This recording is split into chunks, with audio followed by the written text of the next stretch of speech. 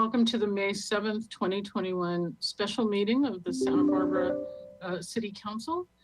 We're in budget season, and we'll start with our Pledge of Allegiance. I pledge allegiance to the flag of the United States of America and to the republic for which it stands, one nation under God, indivisible, with liberty and justice for all. Thank you. Call the roll, please. Ms. Clerk. Certainly. Councilmember Alejandra Gutierrez. Councilmember Harmon. Here. Councilmember Snedden. Here. Councilmember Friedman. Here. Councilmember Jordan. Here. Mayor Pro Tem Oscar Gutierrez. Present. And Mayor Murillo. Here. Thank you very much.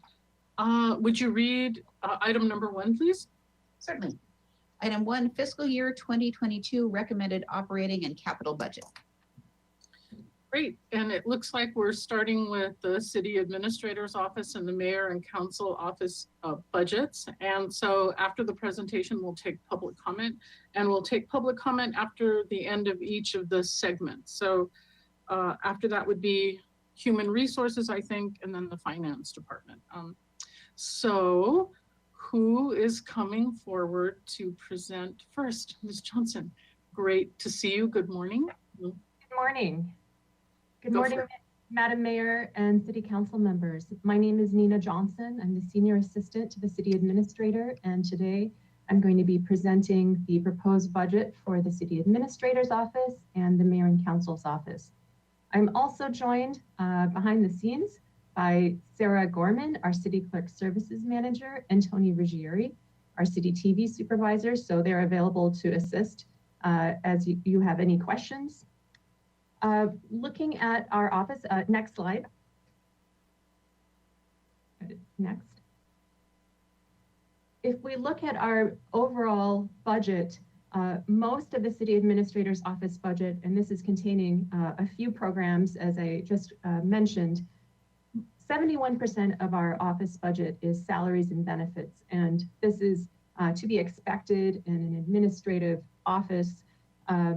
Supplies and services is at $1 million because we have our election costs, and Ms. Gorman will be addressing that a little bit later as we talk, but that's over $300,000.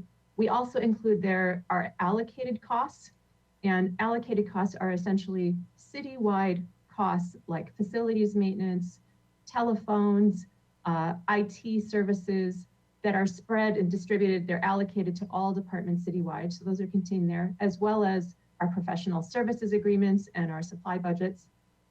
We have $120,000 budgeted for equipment, and that's for City TV to make upgrades and repairs to their systems and equipment.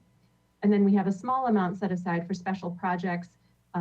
We show our $11,000 for economic development and any needs that might arise. Altogether, we have a proposed budget for the upcoming year of $4.1 million. And we are proposing a reduction of 5% of $169,000. Next slide. If we look at a breakdown of our city administrator's office, you can see our programs and how they tie into that overall total budget of $4.1 million. You can see the city administrator's office, City TV, and the city clerk's office. And employee relations for the time being in the book is currently in the city administrator's office, but we are transferring it, that division, to human resources. So Wendy Levy will be covering that as part of the HR department presentation in a moment. Next slide. If you look at the overall activities for the city administrator's office, we manage all the city departments with over 1,000 full-time and part-time employees. We oversee the council agenda and review every staff report on a weekly basis and coordinate with all departments. We also coordinate all the legislative advocacy efforts at the state and federal level, monitoring legislation and sending letters and advocacy for any issues that are pertinent for our our needs. We coordinate citywide economic development and recovery activities. And as you know, through the pandemic, this has expanded a great deal. Next slide. We also oversee citywide communications, and that relates to website, digital, all of our social media accounts. We have over 30 social media accounts citywide. Our publications, presentations, TV programming, and we also have Spanish translation that feeds into all of these various communication channels. We oversee public art, special events, and the community promotion funding and our policies for all of those efforts. And then we also lead interdepartmental priority projects. There are many priorities that arise through the year and are ongoing, so our office handles those as well. Next slide, please. If you look at the total employee positions, this is a breakdown of how of our employee count by full-time equivalent. You can see at a total we have 15 full-time equivalent employees, and you can see the breakdown with each office. And then we also have hourly employees in City TV. Next slide. Included in the budget, we are looking at we're proposing a community outreach officer position. Currently, citywide communication is handled by a half-time communication specialist and also part of my time. And since I've been in the office, that goes back to 1998, we've never had a full-time communications staff person, someone who is devoted only to communications, and even prior to me. So we are looking at a full-time position, and we have included that position in our budget. As you know, many departments have communication staff, whether it's public information or graphic design, marketing, and our office communicates with all of them. But what we've been seeing is more coordination, and full-time staff support are really needed. I think if we think about our communication work, I think it often goes unnoticed that it is 7 days a week. It's a nonstop activity. It is an area that we need a lot of support and assistance when it relates to content creation or review of key issues and so forth. Bilingual communication also needs a lot of attention. Throughout the pandemic, we have changed some of the ways that we're issuing communication. A few years ago, we added the position to the fire department for a bilingual outreach coordinator for emergency services, and Liliana Encinas, and she's done a fabulous job in helping us through emergency conditions. We rely on her quite a bit. We've also created a cadre program in all city departments, and that is going to be talked about more in our HR department presentation, but basically leveraging the help and assistance of our Spanish-speaking employees in all departments to assist us as we get out information. But still having a coordination, one person who can coordinate in our office and pull it all together. That is what we are proposing on top of those efforts. So we're looking at a total cost for that position of $168,000, and that includes salary and benefits. Next slide. And while we're proposing that position, I want to just share very quickly, we have made some progress and added some new offerings, and it's just a matter of keeping up with all of these and having the attention to detail and keeping up with the review. We have to ensure with all of our communication that it's accurate and timely, and that is why that additional support is needed. On the left, you'll see this is a sign up for news in Spanish. We started this at the beginning of the pandemic, and this list is growing slowly, but I think it's a great opportunity to receive updates almost daily. We send 1 to 2 updates every day in Spanish, so it's a good way to just find out what is happening. Next slide. And then we also added a new website page, santabarbaraca.gov/Espanol. And we keep this page updated with videos and recent news items. And this is where you can see where an effort in having a bilingual staff person here in our office can help in having a close eye on monitoring what information is posted here, how we edit our information and so forth. I wanted to also mention that, just for background, our level of service in terms of translation, for many years, we've translated all of the city council meetings to Spanish, and that goes back quite a while.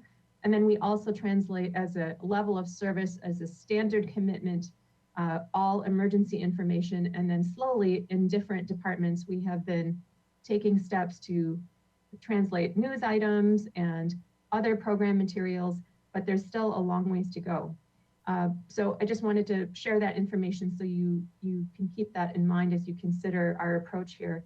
I think in talking with our staff in different departments, everyone is taking a slightly different approach, but it's a matter of balancing what are our staff resources to translate with what level of service do we want to commit in the types of materials and all of the information that is made available in Spanish. Next slide. This is a slide of the major expenditures that are in our budget. Some are one-time only and some are ongoing each year. So first, we've budgeted $172,000 for redistricting efforts. This includes the cost for a demographer and legal expenses and so forth. We each year budget $64,000 for our contribution to the regional efforts to the Community Action Commission for the South Coast Task Force on Youth Safety. We also have the election administration costs of $335,000. In relation to Spanish translation, we are proposing now to add $35,000 a year for Spanish translation of the agendas.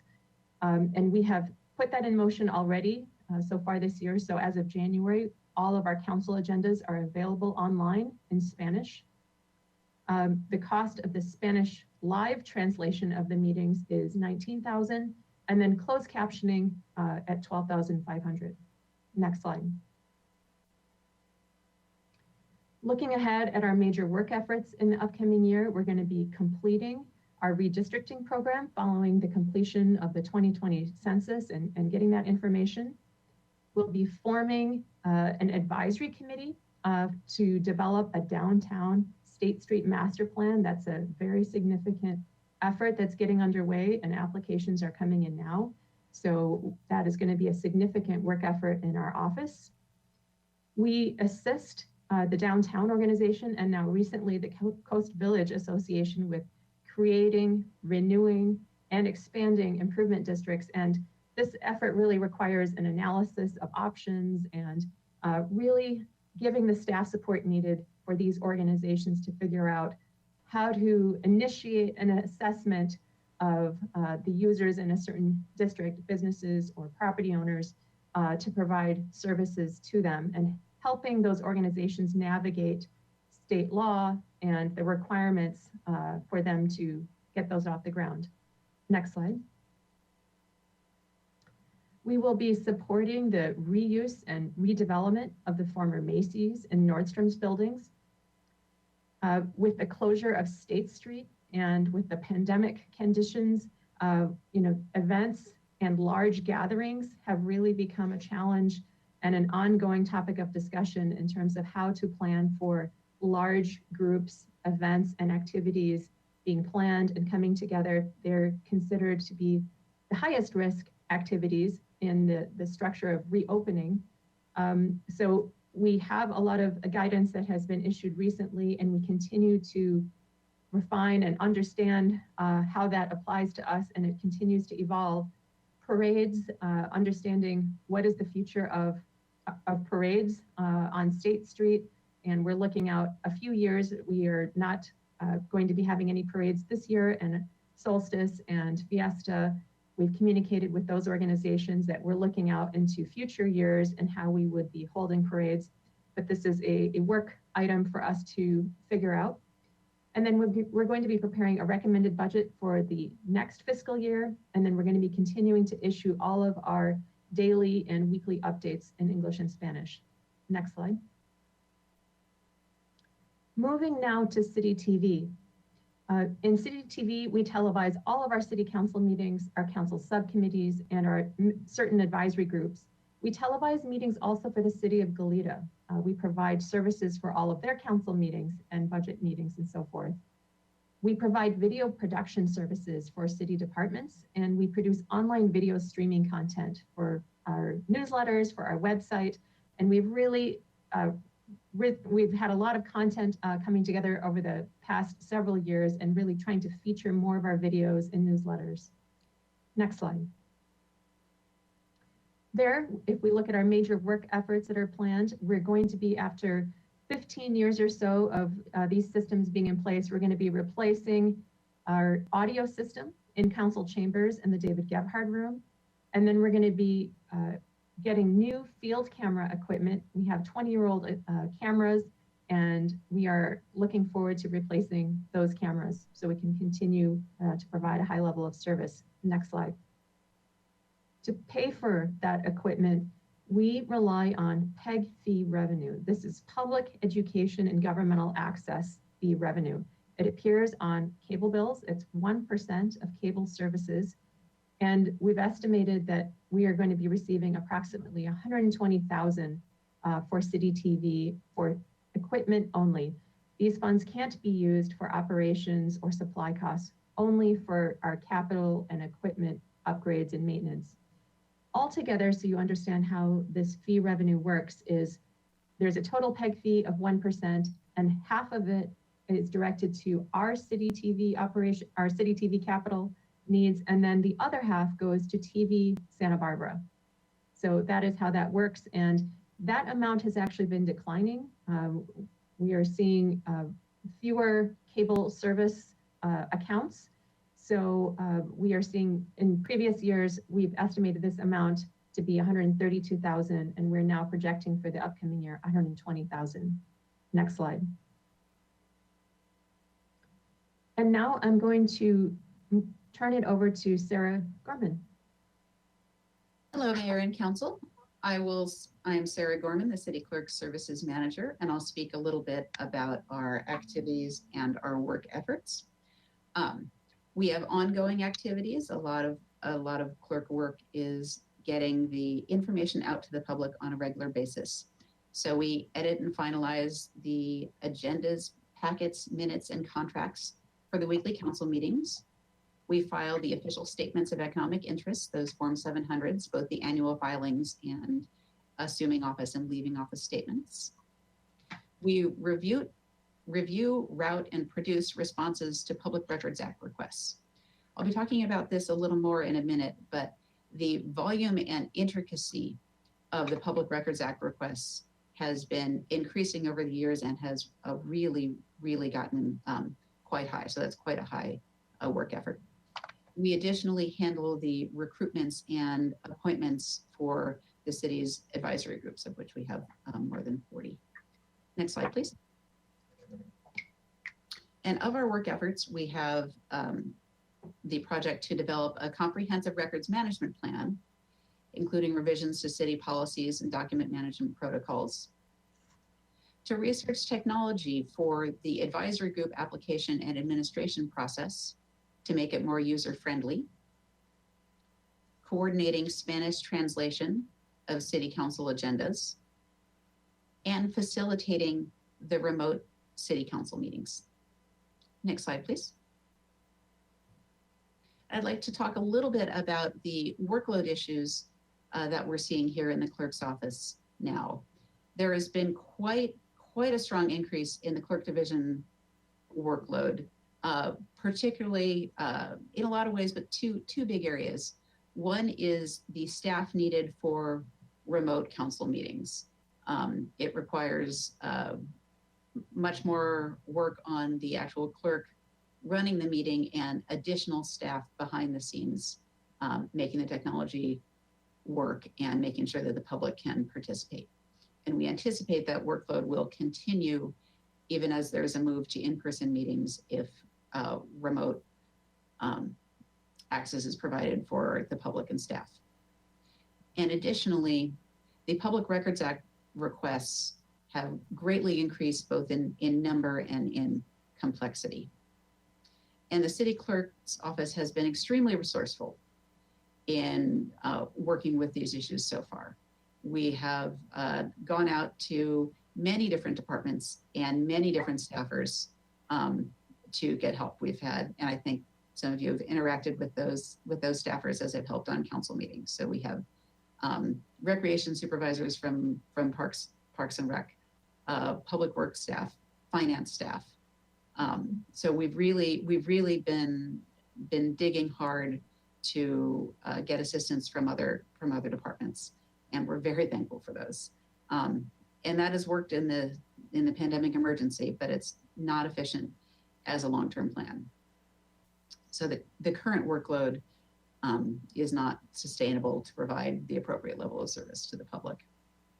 So there may be a need to upgrade the current 0.5 FTE records technician position to a 1.0 FTE deputy city clerk so that we can provide appropriate customer service and transparency. And I believe I'm sending it back to Ms. Nina Johnson. Next slide, please. At this time, I'm just going to summarize the budget reduction measures and how we get to our 5% reduction amount of $169,000. First, we're proposing to keep the administrative specialist position in our office. This is a full-time position vacant. As just so you have the background, this is the position, the front desk position in our office. So that is a total cost of $85,000. We're also reducing overall supplies, our non-contractual services, meeting and travel. We have eliminated, and that's at a cost of $65,000. We're reducing the South Coast Youth Safety Partnership, that amount by 5% at a cost of $3,300. And then we're also keeping 3 hourly positions vacant. These were positions that provided occasional staffing support for City TV, but those are still significant because they change the staffing capacity to take on special projects, and that's at a cost of $16,000. So overall, we're looking at a reduction amount of $169,000. Next slide. The impact of those reductions, keeping our full-time administrative specialist position vacant, really translates to less clerical support for not only the city administrator's office, but also the mayor and council's office. This week is a good week to see how that happens, just keeping doors open and providing staff support. We have fewer people in the office to provide backup staff and support. We also rely on that position, or have in the past, for website updates, issuing email notices and meeting minutes and agendas, organizing documents and so forth. So that is the support that we no longer have in the office to help the rest of our professional staff team. The impact of the other reductions to supplies and services, non-contractual services, meeting and travel costs, we're really seeing fewer professional development opportunities that we're needing to travel for. Those have transitioned to a virtual format, so we have reduced our budget there. And then in City TV, we are also performing a lot of the voiceovers and hosting services in-house instead of contracting out support.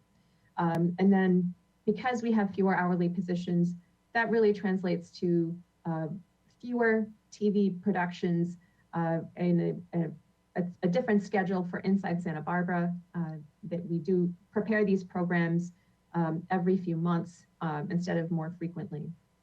Next slide. At this point, I'm going to move to the mayor and council's office. And what I would propose is that at the end of these 2 offices, that we can take questions. Next slide. Sounds good, Ms. Johnson, thank you. In the mayor and council's office, this is a chart of all of the expenditures in the office. The mayor and council's office consists of not only the mayor and council members and supplies related to your office, but it also consists of our art, event and festival funding, community promotions, including Visit Santa Barbara for tourism promotion. So altogether, we have a total budget of $3.5 million, and we're looking at a 5% reduction of $179,000. Just to look at a few of these slices on the pie, the supplies and services, as I mentioned earlier, it includes a lot of these allocated costs. These are the citywide costs that are allocated to each department. And then special projects, that amount is, as it's categorized here, that is the amount that is going to TVSB for capital and operational support, which I'll cover later. Next slide. Overall, if we look at the Arts and Economic Vitality Program, several years ago, we consolidated all of the city's contributions to arts, events, festivals, and community promotion in one program. We did that so that we could unify all of those efforts instead of having them in several different departments. And then so that we could see them all in one place and make adjustments, changes, really have a larger framework for those organizations all together and see them in one place. The funding proposed for these organizations, for the most part, is proposed to stay the same. We are continuing the reduction that we've put in place for all of our departments citywide for the upcoming year. So it's a continued 5 to 10% reduction, and that's consistent with our citywide approach. And I'm going to be talking about that in more detail in a moment. Next slide. I'm going to break this up into different portions, different segments of these organizations, because all of them have, the community promotion organizations, we are continuing a 5% reduction. So this is the same amount that they received in this current fiscal year. So that is proposed to continue for Visit Santa Barbara, 1.3 million. The South Coast Chamber of Commerce to operate the Visitor Center on Garden Street in Cabrillo. We're proposing 56,000. The County Office of Arts and Culture to provide staff support to the Arts Advisory Committee and provide services to arts organizations. That amount is 161,000.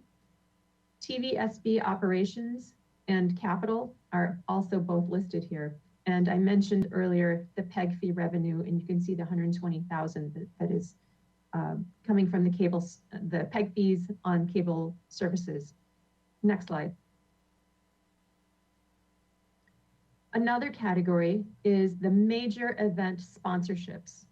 And here we're going to be continuing a 10% reduction. These are groups that have had a regular line item in our budget for a number of years.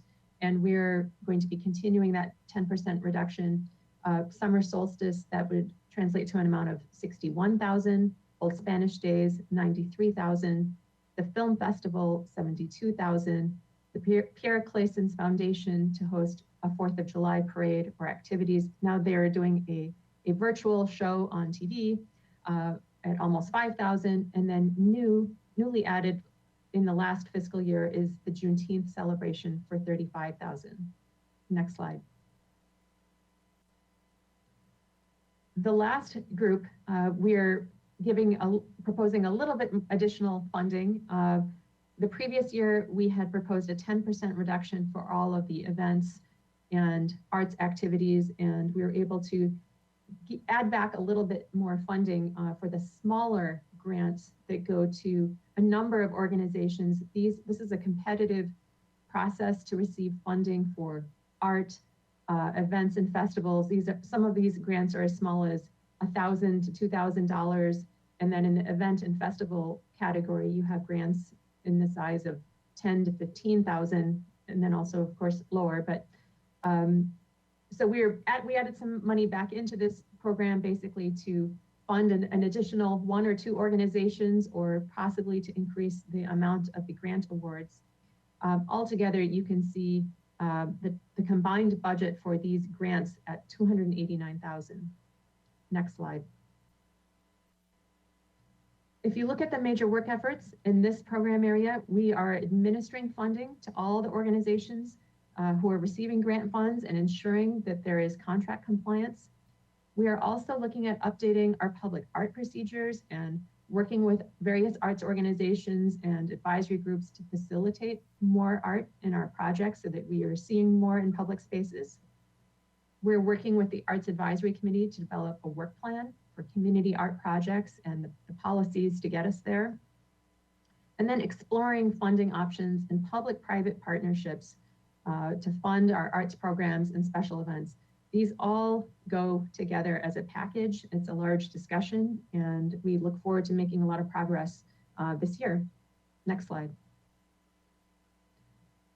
This is a summary of our budget reduction measures and how we get to the 179,000 reduction amount. So if we have completely eliminated meeting and travel for mayor and council members at a cost of 20,000. We've reduced supplies and services and some downtown restroom funding that was not committed for 19,000. We've reduced small grants to event and art organizations by 5% at a cost of 15,000.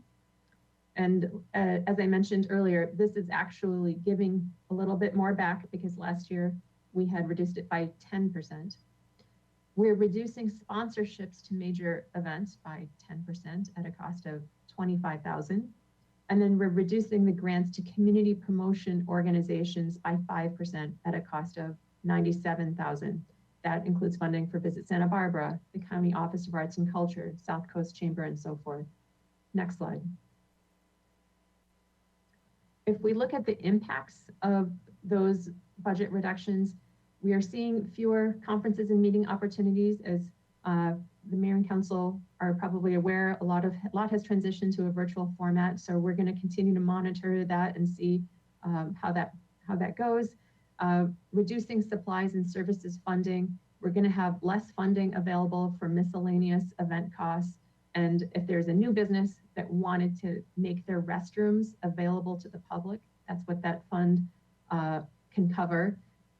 We don't have those funds remaining for a new business to start. And then the reductions to funding for community promotion, events, and arts organizations, we are going to be, we're going to have less funding available for tourism marketing services.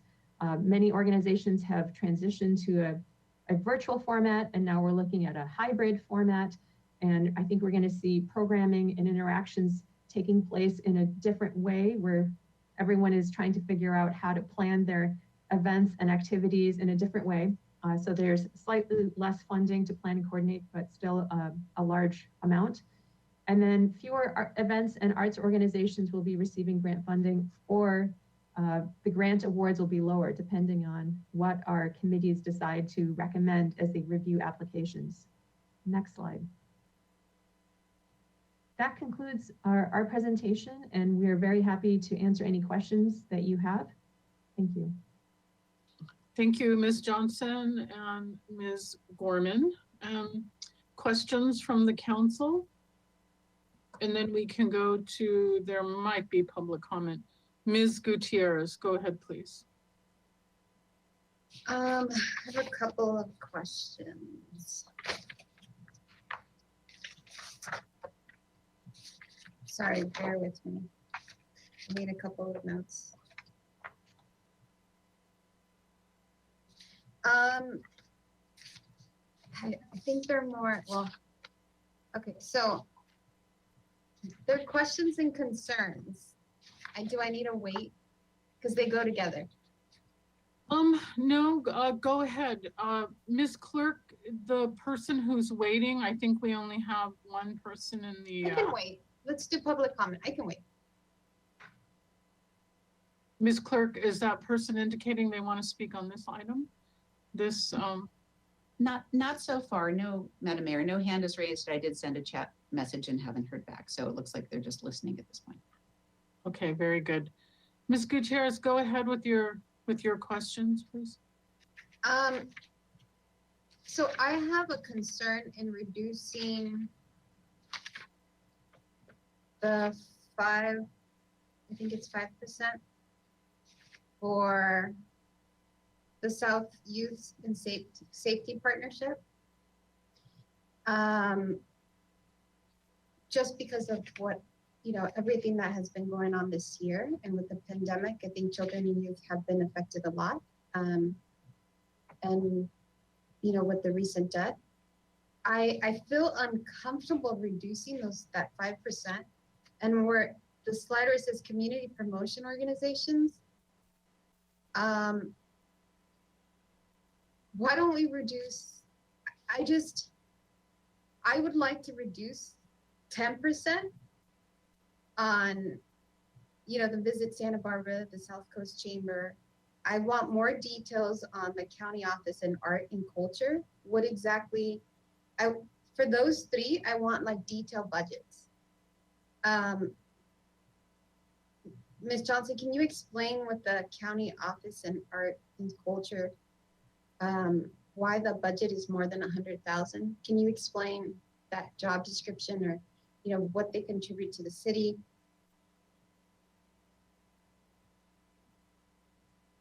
Madam Mayor and Councilmember Alejandra Gutierrez, I made a couple notes. Let's see. So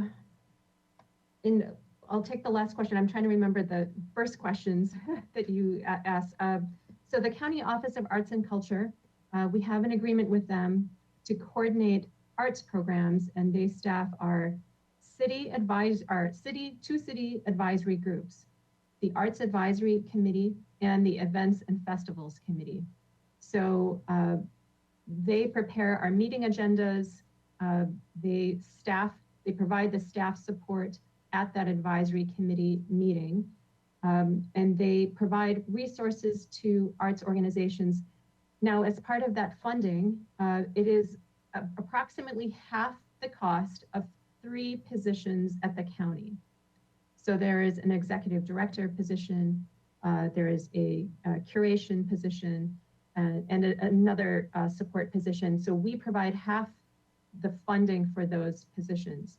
And then they provide us staff support, and they are also providing staff support for county arts services, and they have their own county arts commission. So that is how that works.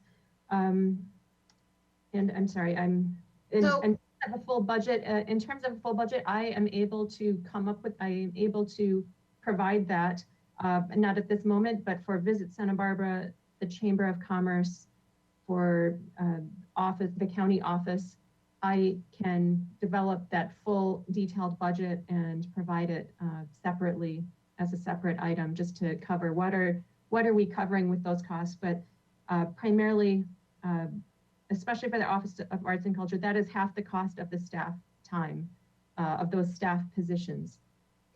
Okay, so the city of Santa Barbara pays somebody at the county to come and help us with the arts and culture?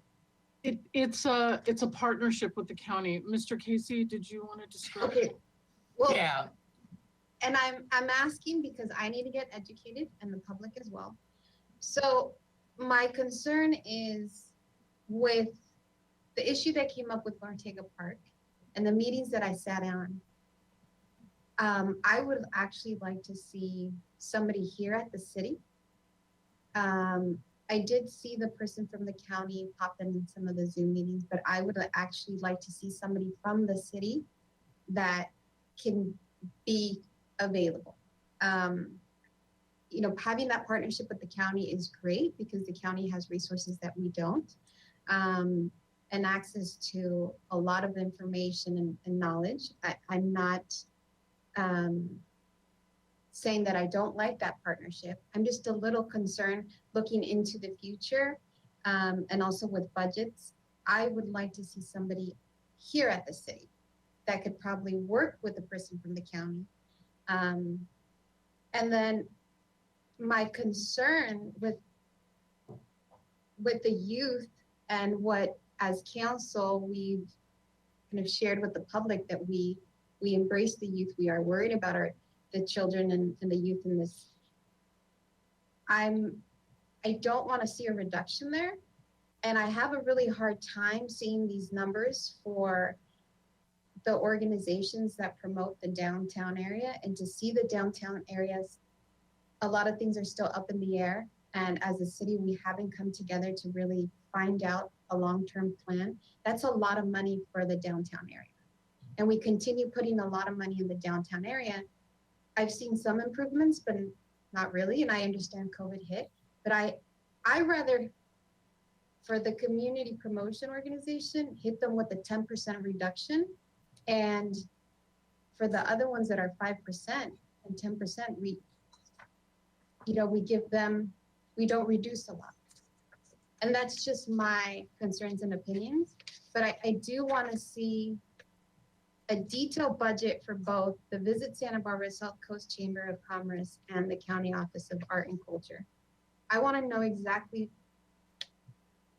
where this amount of money is going into the organizations, because I have a big concern that I don't want to see this amount of money going just to staff people. And this is just, my opinion.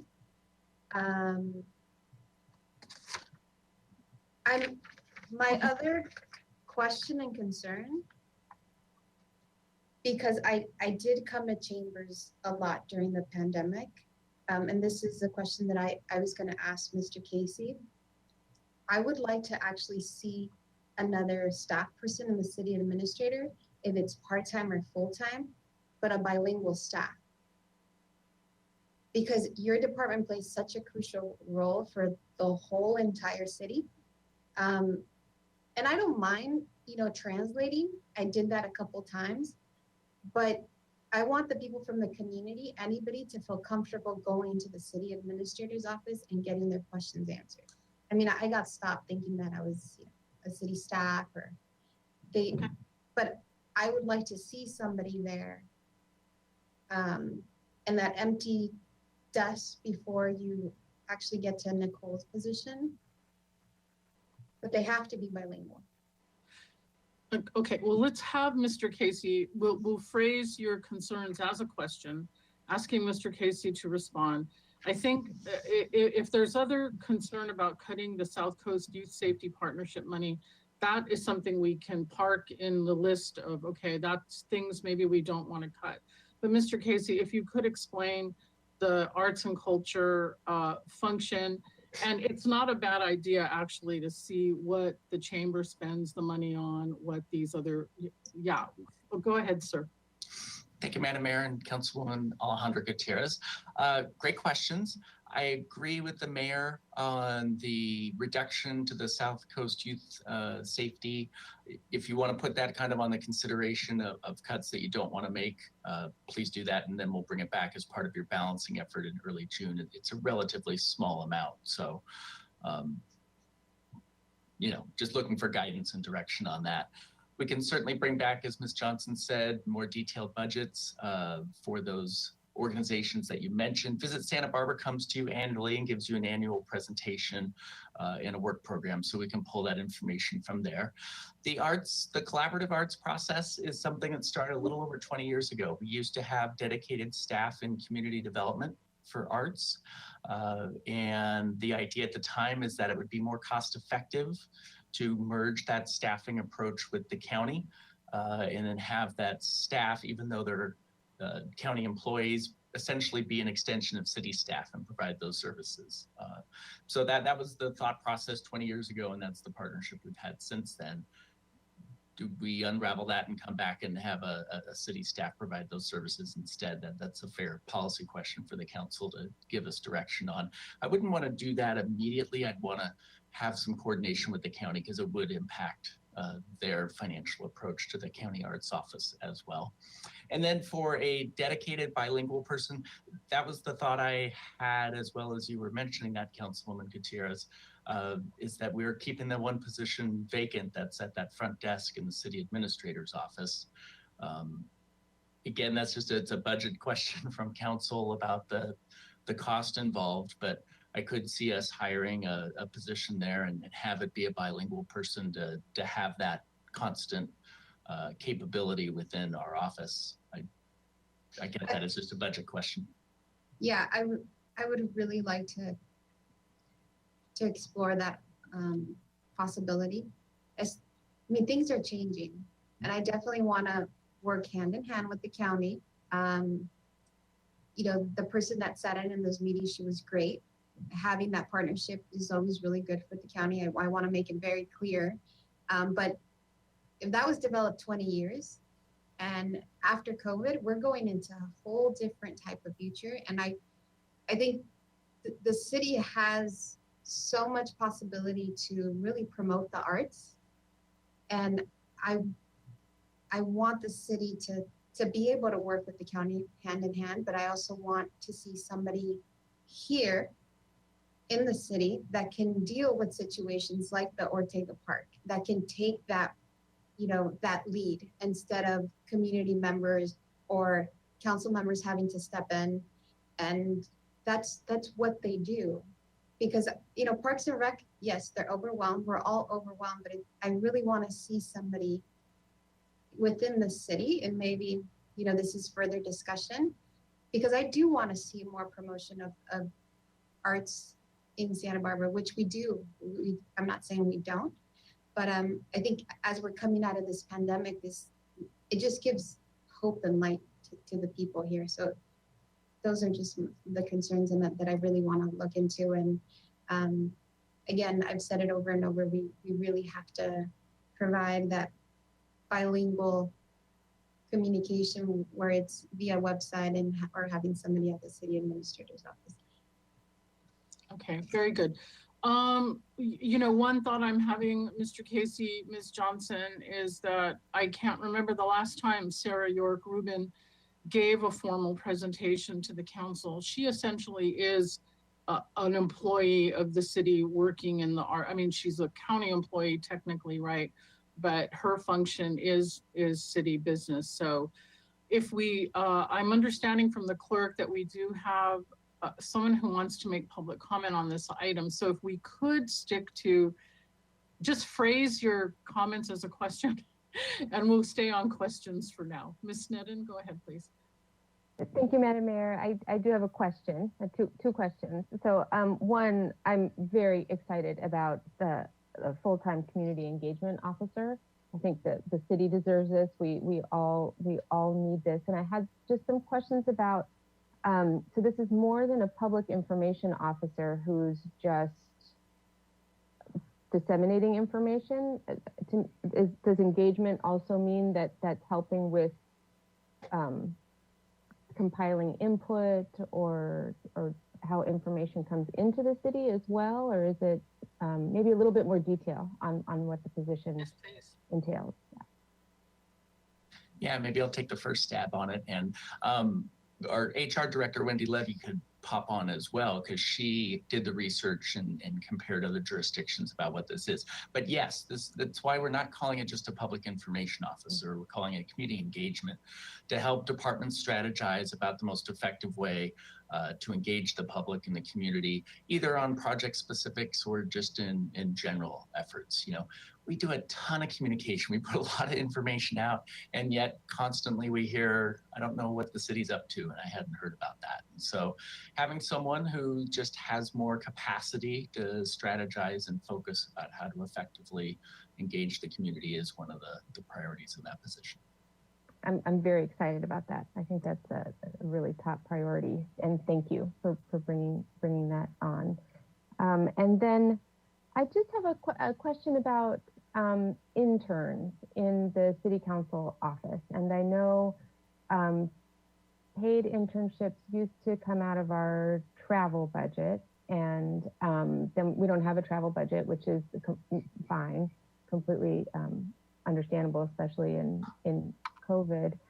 But it would be, I'd like to consider how it is that we could have some paid internships. I think it's really good for public engagement, for the youth, bringing them in, and so maybe that comes out of a different area, out of the youth engagement or somewhere in there. Or I've asked about this before, if it's possible, I'll say personally, to donate from my salary into a fund that goes through the city for internships or something like that. Something I'd like to keep.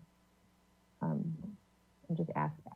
I've asked that a couple of times, but it's something that I've at some point in these a mechanism and way to have paid interns. Yeah. Thank you. Thanks. That might be a good question in Parks and Recreation, because there's a youth employment program. But Ms. Johnson, if you're taking notes, and that's something that's going to come back, how we can, or how the city could fund paid internships. there's plenty of unpaid internships in the world, aren't there? So let's, questions from Mr. Friedman, please. Thank you, Madam Mayor. I just want to say I think it's a good idea to have for Mr. Casey or Ms. Johnson, whoever the appropriate staff, to reach out to Ms. Sarah York Rubin to discuss the program and maybe get a presentation this year. I know this issue comes up periodically, and there's pros and cons on switching it over. We had this discussion probably when I first got on council. There was some discussion on it, but with that 20-year history, there's a lot to it that I learned about when I was on the Arts Advisory Board my first 2 years, and there's reasons for it that enhances our ability to work with the county in those partnerships that really promotes these larger events. But I think Councilmember Gutierrez does have a point as well, that if we had it in-house, we have more control. So there's a lot of trade-offs I think the full council needs to understand. So just getting more information, I'm supportive of that. And then looking at all the organizations that we're funding and the grants that we're giving out, I think we should just get information on every single one of those that are on that list, not pick and choose them. I think we should look at each of them and understand what each of them is getting, because it seems like there's a few on there that we should look at and on that. So I just want to understand what each one of those does and where those dollars are going, and not leave anyone out. I think if we're looking at one, we should look at all of them. And those are my questions. And then the other question I was in regards to the Public Records Act request information, Mr. Casey. So with the level of records becoming more, I know we have these massive requests that are coming in that typically weren't there, and there's very little state funding for that, but we need to have the correct timelines. Is the position, the potential halftime position, is that being proposed as part of this year? And then also, if we were to go forward and partially fund or somewhat fund the position in your office, Mr. Casey, that Councilmember Gutierrez was talking about, could that person potentially help with those Public Records Act requests?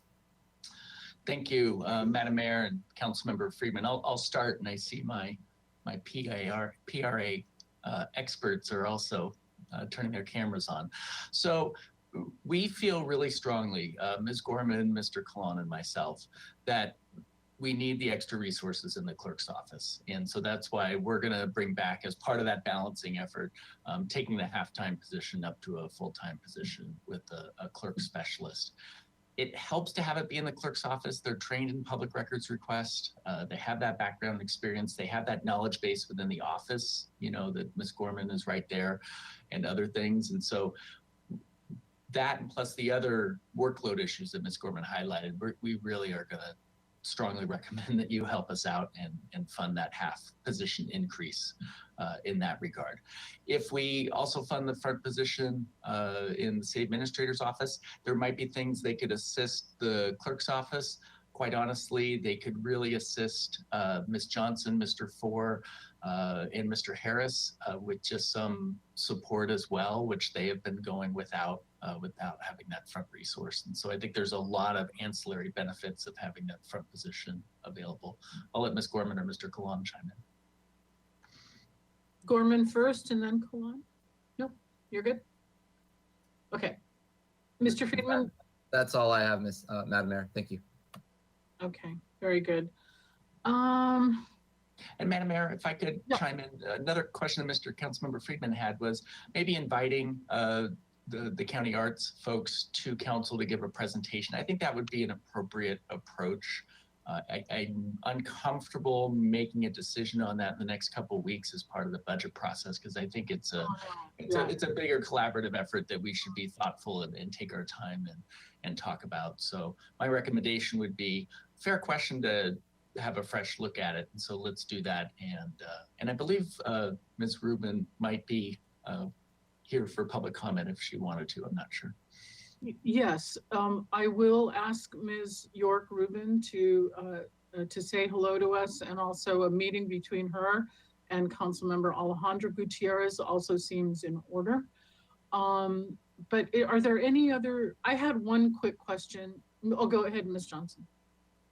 Thanks, Madam Mayor. I also wanted to just mention just as part of, I mentioned in our workload, just looking at our overall the policies, the framework, I think we're talking right now a little bit about staffing, but I think in looking at more closely, more carefully, how we're focusing our time and energy, I think I can see a lot of opportunities for a really good partnership with the county and other arts organizations. And I think as we look at different procedures and our policies, how we fund projects, I think that all of that discussion and having another discussion, I think that's a really good idea. One of the reasons, I'd say the main reason we don't see a lot of public art is because we really need to be in a position where we're raising those funds in the community and find the mechanism and how we want to fund those projects. So I think that's a really large part of the discussion. And I am actually, I'm looking at different models in other cities, and I can see a lot of possibilities with all of the same people that we have working on these efforts now. So I can appreciate just taking a good look at it.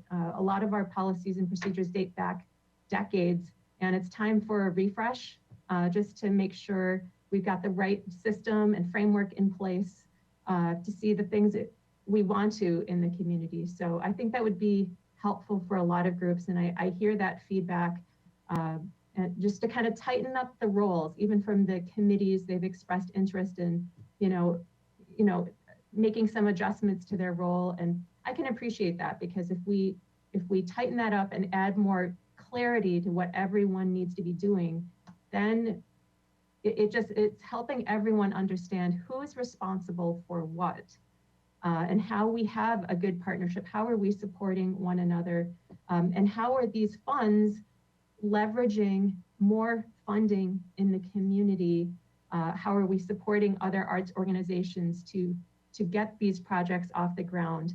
So I think that's just that discussion. I welcome that, and I think that's a really good idea. Very good. I wanted to ask Mr. Friedman, when you said you wanted a breakdown, did you mean that Old Spanish Days and Summer Solstice too should let us know how they're spending the money? I think all those, there was a request for looking at all to those organizations. So I think we should look at everyone, because if we're trying to really maximize our dollars, I think we should look at how we're spending every dollar that we have within this, because and we might keep it the same. We might go with the 5, but everything that was listed, I don't have the slides in front of me, but on those couple of slides, everyone that's getting some type of funding, we should just look at it so we have that information. Thanks for that. I just wasn't sure if you every penny. Okay, thank you. Ms. Gutierrez? I just want to thank Ms. Johnson for those last comments. And I really support that, and I think the community would really appreciate it. And again, I support Mr. Friedman's request to look at every single one. I think it's totally fair. And just because of the budget situation that we're going into, and excuse me for asking a lot of questions and having concerns. I am new, but I'm also thinking about a lot of the feedback I got from the community, and I want to make sure that this is the time that we can talk about it and suggest it. So thank you both. I have a question before we go to public comment, and we'll take Ms. York Rubin first so she can give us information.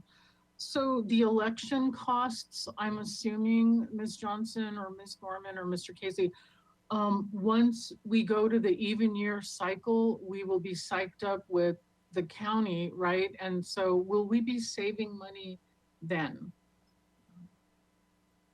Madam Mayor and Council, I can speak to that. That is the expectation. This election, though, it will be run partially by city staff and partially by the county. It will be a special election by the county, so it will be a different effort than they would otherwise be putting forth. But once we go to even year elections, we would essentially be added on to an election that they are already running. So it should be less expensive. A consolidated ballot. Okay, Exactly. Super. Thank you. So Ms. Clerk, if there's no other questions, council members, our budget hearings are a little informal, so if you end up having questions after public comment, that's okay too. So Ms. York Rubin, thank you so much. We appreciate you being here. And if you could start our public comment, we want to hear from you. And Ms. Yor Rubin, go ahead. Thank you, Madam Mayor and members of the council. We would absolutely appreciate the opportunity to present back at a later date. Our office and the county absolutely believes and are for advancing community voices, as Councilmember Alejandra Gutierrez noted, which is so essential in cultural expression, and are committed to working with the community and city staff to continue to support these efforts and really, I think, explore, new ways to bring more narratives and amplify more voices. And just, I think, believe in the power and necessity of this process.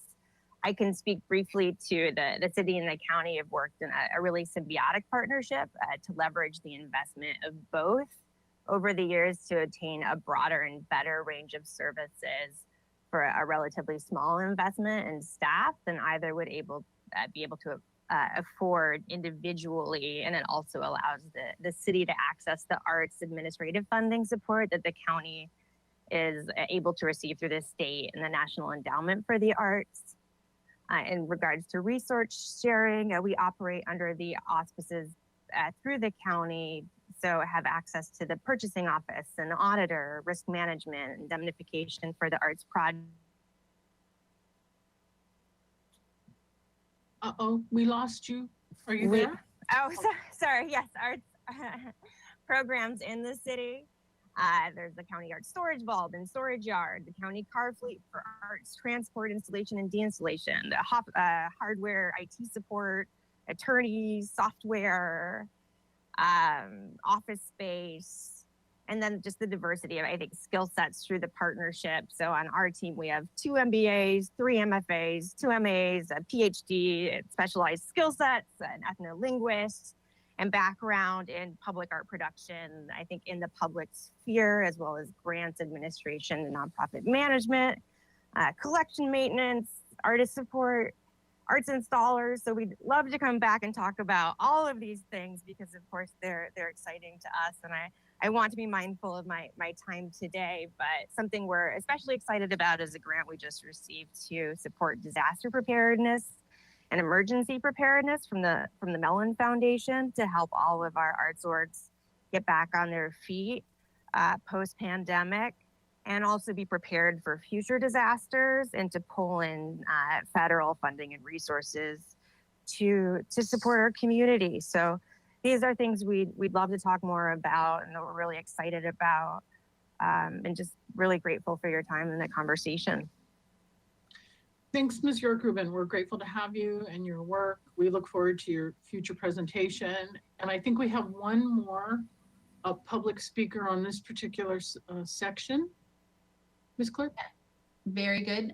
Madam Mayor and Council, E. Howard Green. Mr. Green, go ahead. Good afternoon or good morning, Mayor and Council members. Thank you for this opportunity. I've got several comments relating to this topic. You said it might be informal, so I hope I might have an extra minute. The redistricting, I understand this being done by 3 judges and that there is some staff involvement in preparing the materials. I would like to believe that we can still have some citizen participation. I won't use the word oversight, but I participated in the last one. I think I had a good idea on District 6, and that was my ecumenical district, if you remember. Speaking of allocations, I believe there is a move afoot that's been certified at the state level for Governor Gavin to have a recall. Will that help us in funding our election? Because if the state requires something at the same cycle, maybe that will help us. The second question I have is a little hard to explain if you don't have standard TV, an antenna on your set. We can receive local stations, 3, 6, 12, and I'd like to ask the city staff to investigate putting channel 18 or maybe all of the public channels on a broadcast channel, a digital broadcast channel. There are a number of them that are fairly strong in our area. It would allow those who are or may cable cut to see the programs. And I think I think that's important. The PEG money is going down, but in your communications process, that would seem worthwhile. Public records. I've mentioned this a couple times. Madam Mayor, I have started a message to you on this. The council presentations that I'm concerned about, and maybe they're also in some of the public records requests, could be posted, I can imagine, by the departments themselves on their agenda item. That would reduce the backlog that city clerk has in this, and perhaps help us.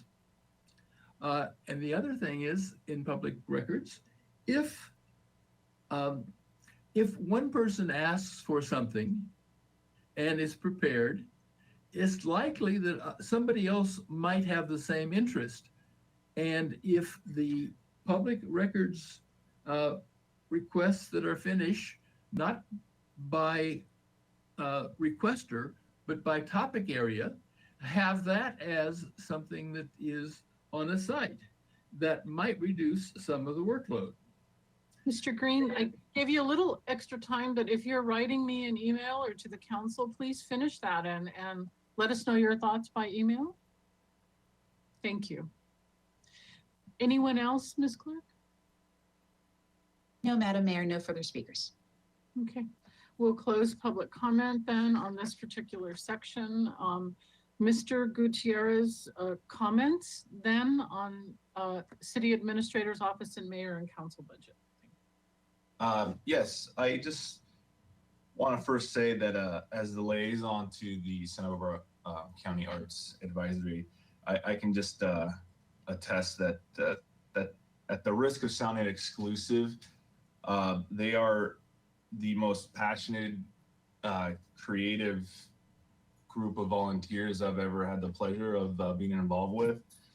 And I know that, also they have been the one group that's government related that I have witnessed to be extremely conscious of equity and social justice throughout the summer. They were very vocal and supportive of it, especially now with what's going on in Ortega Park. They've been extremely supportive of that as well.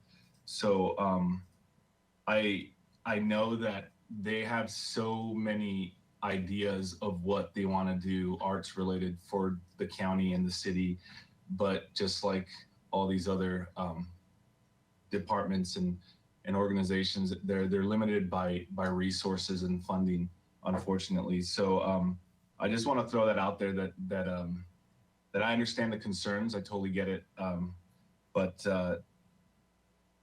we should try to look at everyone equally and see where we can reallocate certain things so that not everyone is being hit. Well, not one specific group is being hit harder than the others, I should say.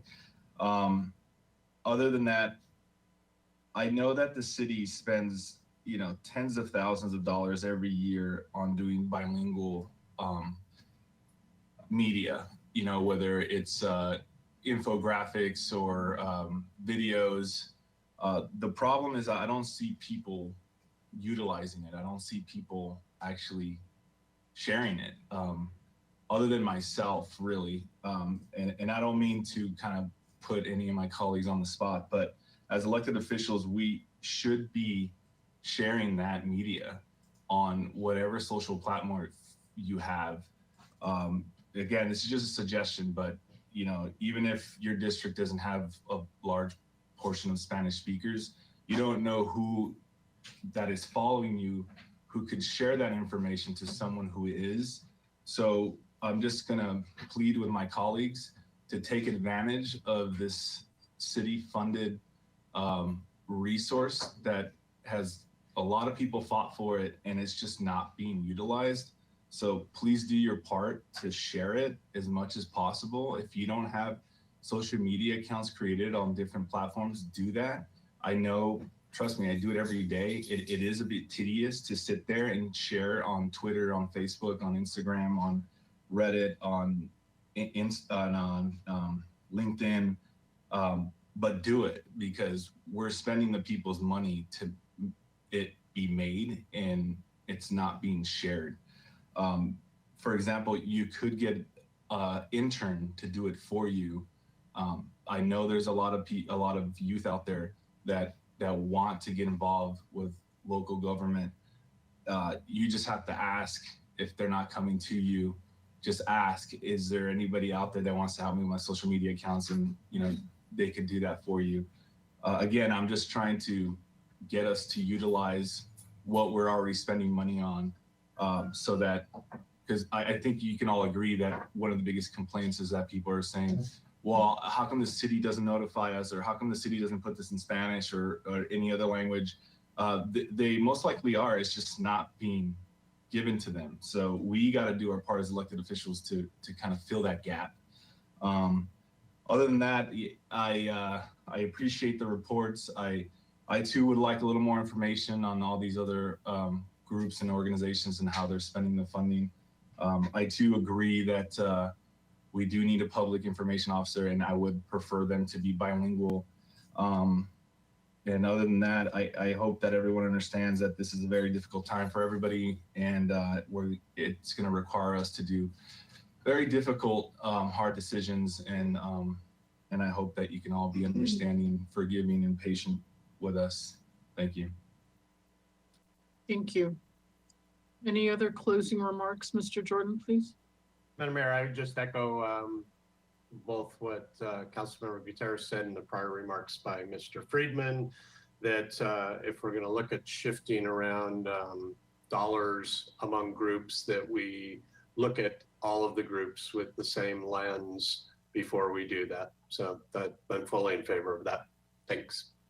Thanks. Ms. Sneddon-Richmond?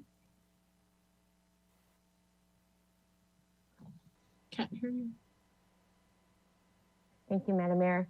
I just want to really give commendations for the city administrator's office and for the city clerk's office. And thinking back to last year's budget cycle, and we were just starting in this pandemic and realizing what it might mean, and we thought it was going to be a couple months, and it's been the whole year, and it's really been incredible, the transition to all of the information that's been tied together and put out.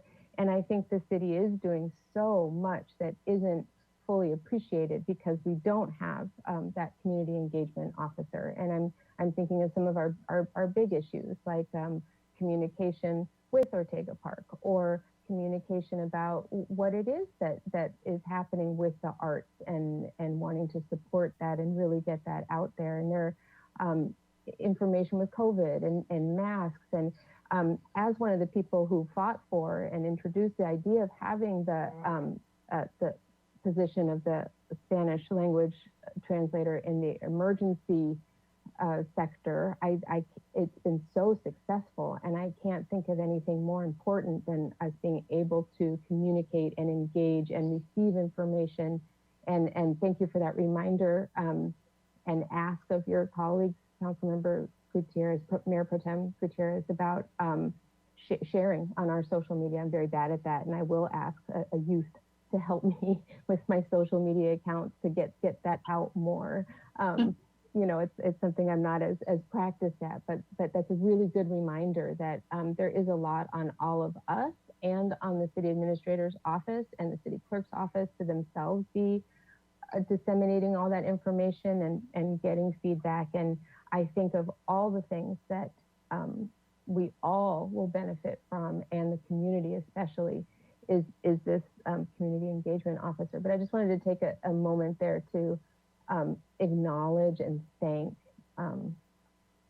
everything that is happening in those offices that are running the whole city, and having that all going on during this pandemic has been actually really incredible. Yeah.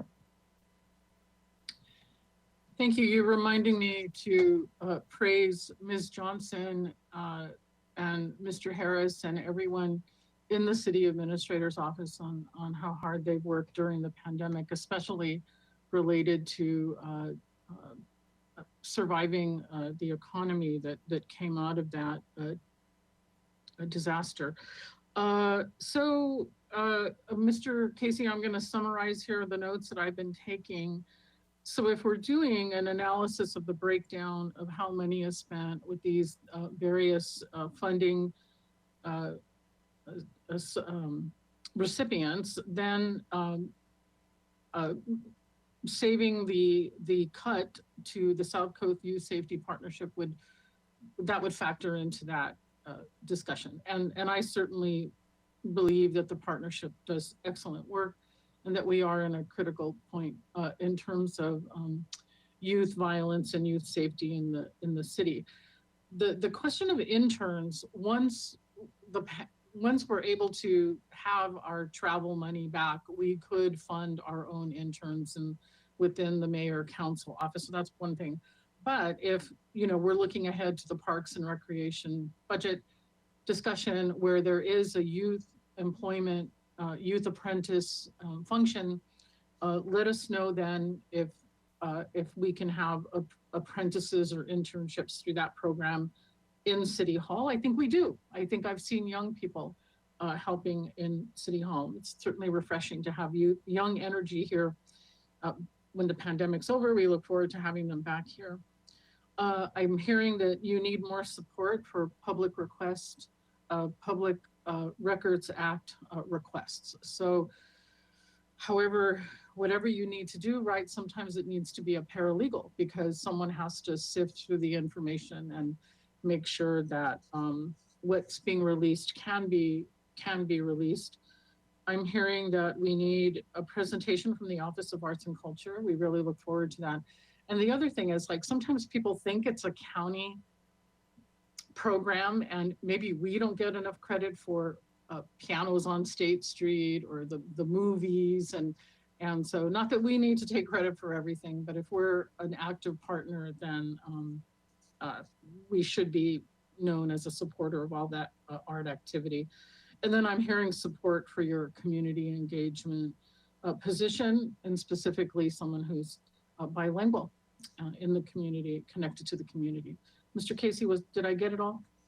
Yeah, the one other item that I'll put on for your consideration when you do budget balancing is the front desk position in my office, of having that be a bilingual resource available 5 days a week in my office. But other than that, those are the notes I had. So we'll bring back budgets for the outside entities, and then as part of that, you can discuss the South Coast Task Force on Youth Safety. We will recommend upgrading the half position in the clerk's office to a full-time position. I think you're right, talking to Parks and Recreation on Monday as part of their budget presentation about their youth internship program. We're going to take advantage of that in the clerk's office as well.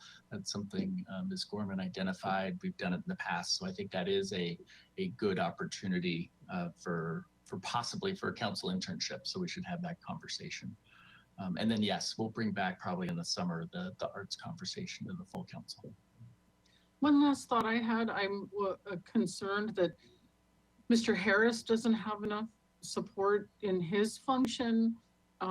Would the community engagement person be available for that? Kind of not really the same thing, but yeah. Thank you, Madam Mayor. Not quite the support. He needs more analytical support, and so will it help? Yes, but it's not really kind of the targeted economic development professional support that he would need. So we'll have to continue to look for opportunities for that. We'll look maybe to the next budget cycle, but we're really glad to have Mr. Harrison. Thank you for hiring him. So on that note of gratitude, we thank everyone in City Administrator's Office and Mayor and Council. And Human Resources is next. And I think we'll try to finish that up and then take a break and then finish with the finance budget. Ms. Levy, welcome to the meeting. Mr. Ramirez, welcome. Thank you so much for having us. Okay. Go ahead. Sorry. Good morning, Madam Mayor and council members. I am Wendy Levy, Human Resources Director for the City of Santa Barbara. Before I begin with our overall presentation, on a personal note, I just want to let everyone know how honored and proud I am to be part of this HR team. You will notice that the theme and the motto of our HR team is one team, one city. And this is simply not just a motto, it is actually a feeling. We believe that though every department has a specific line of business, a specific purpose in our tapestry, we have the strength and commonality of having the city of Santa Barbara and the community we serve as our common thread. For the last 14 months, this staff has worked tirelessly on site, providing service to the departments and to more than 1,500 employees. Our staff has had to adapt quickly and work during a time when things were changing on a weekly, if not daily, and sometimes hourly basis. When personnel actions needed to be updated, it was because people like Monty Torres was there to input it. When employees were retiring, going out on leave, needed leaves due to COVID, was because employees like Katharina Carls and Carla Torres were here. When job offers, reclassifications, employee questions, and issues needed responses, it was because employees like Graciela Reynoso, Megan Wilson, Christy Lanning, and Eric Uchida were able to make it happen. And labor relationships have not wavered a bit with the guidance of Sam Ramirez. This passionate and dedicated team has been there, and I'm honored to work with them on a daily basis, day in and day out. While HR doesn't necessarily have a capital budget, HR is responsible for the most important aspect of the budget, and that is human capital. Next slide, please.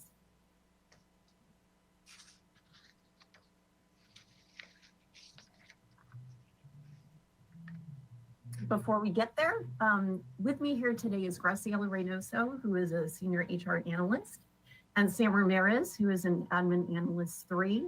And we have the pleasure of presenting you with our HR budget for fiscal year 22. Today, we'll give you a quick department overview, who we are and what we do, provide you with some program highlights and performance measures, talk about our COVID response, do a brief financial overview, and discuss departmental budgetary impacts. And lastly, talk about program accomplishments and highlights. Next slide, please. So the Human Resources Department. Next slide. As we begin this overview of our budget presentation, the work that we do is guided by our mission, which can be summed up in 2 words in our mission statement, and those are support and strengthen. Support for our departments and the strengthening of our city employees who have had to do more with less in a ever quickly changing environment over the last 14 months. And in so many examples, we have continued to provide the highest standard of service to the public. Next slide. The Human Resources Department is committed to modernizing the city's HR practices, to optimize our core functions and provide service in a flexible, solutions-oriented, and employee-centric way.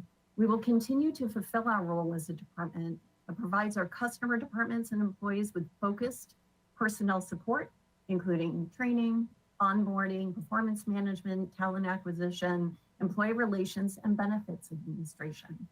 Next slide, please. So a few performance measures and key accomplishments that we are proud to share today are on the next few slides. Next slide, please. So despite COVID, the city still had to recruit for some much needed positions.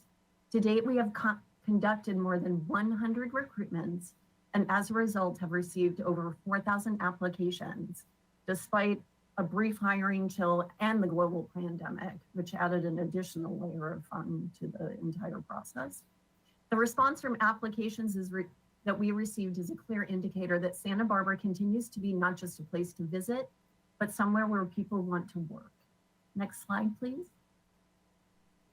And this is really impressive as our city turnover continues to be very low and our staff of analysts and technicians continue to provide more than 700 hours of employee training despite the challenges due to COVID.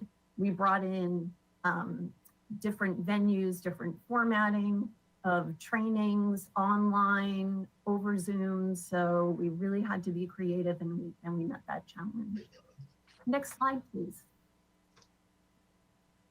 In our spare time, we had a few other accomplishments that we'd like to note. We successfully responded to a CalPERS audit that resulted in all positive outcomes. We brought on a new benefits administrator that allowed for easier employee access to enrollment as well as an understanding of benefit coverages. We brought citywide forums through our HR forum, which messages relevant communications to our HR liaisons. We brought our orientations and onboardings online, including form submissions to meet both employee and department needs. We also developed and implemented the policies for Kronos, which, as you may be aware, is our citywide initiative that streamlined the timekeeping process to ensure accuracy in paying people citywide. Next slide, please. Just a little bit about our COVID response. Next slide, please. While COVID did create many challenges in how we operate, it's also provided for opportunities like virtual onboarding, updating of our remote work policies and safety protocols.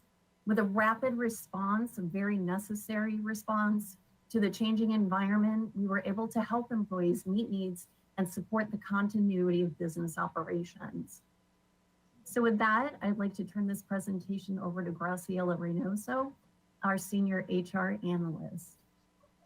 Thank you, Wendy, and good morning, Mayor and Council members. My name is Graciela, and I'll be talking to you about some key projects that really demonstrate how we can leverage our talent and resources within the city for continued organizational success. Next slide, please. As you see and you've heard, labor relations is now a new part of human resources. This is a key area of HR administration, and there are 9 employee units and contracts that we negotiate, implement, and administer throughout the year, of course. So we're really excited to take on this function. And if the theme of our presentation is one team, one city, and talent leveraged, this is a key way that we are taking advantage of in-house resources to really build positive relationships and continue to have our positive relationships with our labor groups. Next slide, please. Another area in which we really leveraged our internal talent that has come up previously in today's presentation is the Spanish cadre. So the Spanish cadre is a team that was brought together to provide really timely and targeted translations for key issues that were going to need to be communicated quickly and to have Spanish language access for our community. The cadre includes more than 10 members who are qualified in advanced level Spanish, both in English and Spanish, both written and spoken. We are currently recruiting for more members, so I hope to get a lot of interest from our employee base. And we are growing and looking forward to continue to provide this vital service to the community. Just some examples of the translations that we've conducted. We work very closely with Mat4 on translating for street name changes. We've done some of the media releases for redistricting, sometimes for public works projects that are going out. So in addition to really leveraging our talent, we want to continue to move forward to do so and are very proud of this project. Next slide, please. Partnering for success. So human resources is really an organization that touches every employee, and we're very, we closely partner with the community and very involved with other organizations with the community. So the mainstay of human resources for us is really building and maintaining an organizational culture of respect and inclusion. In doing this, we have partnered with the Defamation League, Anti-Defamation League, to offer 4 sessions of anti-bias training. Many employees attended the training, and it was in a new virtual environment because it was post-pandemic. We've also partnered with City College to provide courses on diversity. And as our workforce becomes more diverse, we'll continue to provide this type of diversity and inclusion programs and trainings for our employees. Thank you. Next slide, please. In the same spirit, we do want to have our finger on the pulse of our demographics and how we compare with the community. So we'll talk about that. Next slide, please. This slide here, this graphic shows you one of our main P3 goals is to be knowledgeable and report on what are our demographics for the city and how it compares with our community. So as you see here, the state of our demographic comparison is quite close. Our city employee base is very aligned with our city community demographic breakdown. Next slide, please. And this is the budget presentation, which will be presented by Sam Ramirez. So I'll turn it over to him. Thank you. Great. Thank you, Graciela. Good morning, Madam Mayor, members of the City Council, and happy Friday to you. As most of you are aware, due to the nature of operations in human resources, we typically do not have a substantial set of revenues. Next slide. Most of our expenditures are related to salaries and benefits. You'll see an increase in spending, which will be later explained in a slide. Our supplies and services line item continues to track at or about previous fiscal years. Special projects like diversity training and educational reimbursement take up the bulk of the special projects funding line item. Next slide. Here are some of the efforts to help the city's general fund through reduction measures for fiscal year 21, because a balanced budget is, after all, a team approach. Next slide. As a result of the impact COVID has had on the city's budget, Human Resources has contributed more than $80,000 to help balance the budget. To do this, we've had to keep 2 vacant positions open for fiscal year 21, and we will continue to do that in fiscal year 22, which will be reflected in the org chart. Next slide. Our current org chart that reflects a vacancy. Next slide. As a new department, we propose 2 changes to staffing. One is the reclassification of an HR Analyst 2 position to a Senior HR Analyst position, and the reclassification of a Senior Human Resources Analyst to the HR Manager position. Next slide. These positions are funded as part of our status quo budget going forward. We'll continue to address any HR workload and employee needs throughout the organization to ensure that demands are met.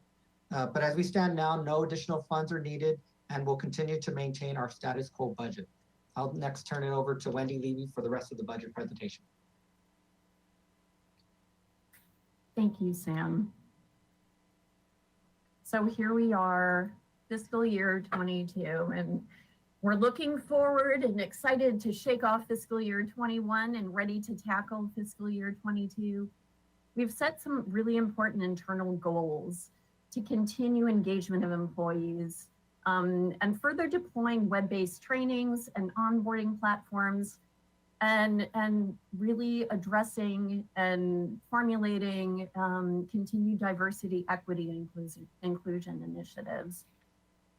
We're also looking at ways for partnership and collaboration on a childcare initiative study that has been advocated by some of you on the council.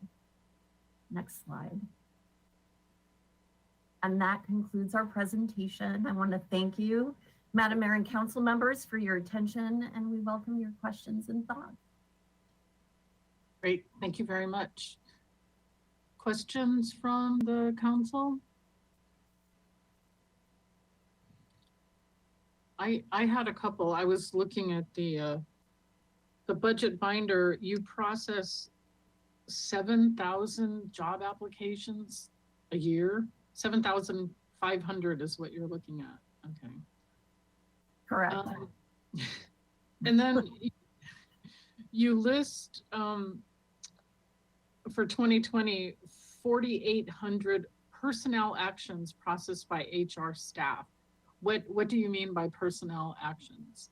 So personnel actions, whenever a status change to an employee happens, a salary increase, anything like that, where we touch an employee's history, those are keystrokes. And so all of those are actual forms that are processed. We have a lot of them. Okay. Ms. Gutierrez, are you there with a question?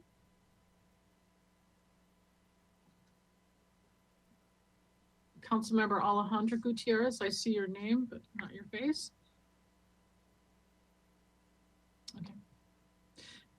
Okay. There she is. Okay, go ahead, please.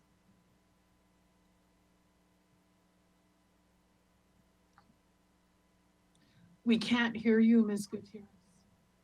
It's a complicated question, but if you can give me just a quick summary of some of the things you look into when promoting people.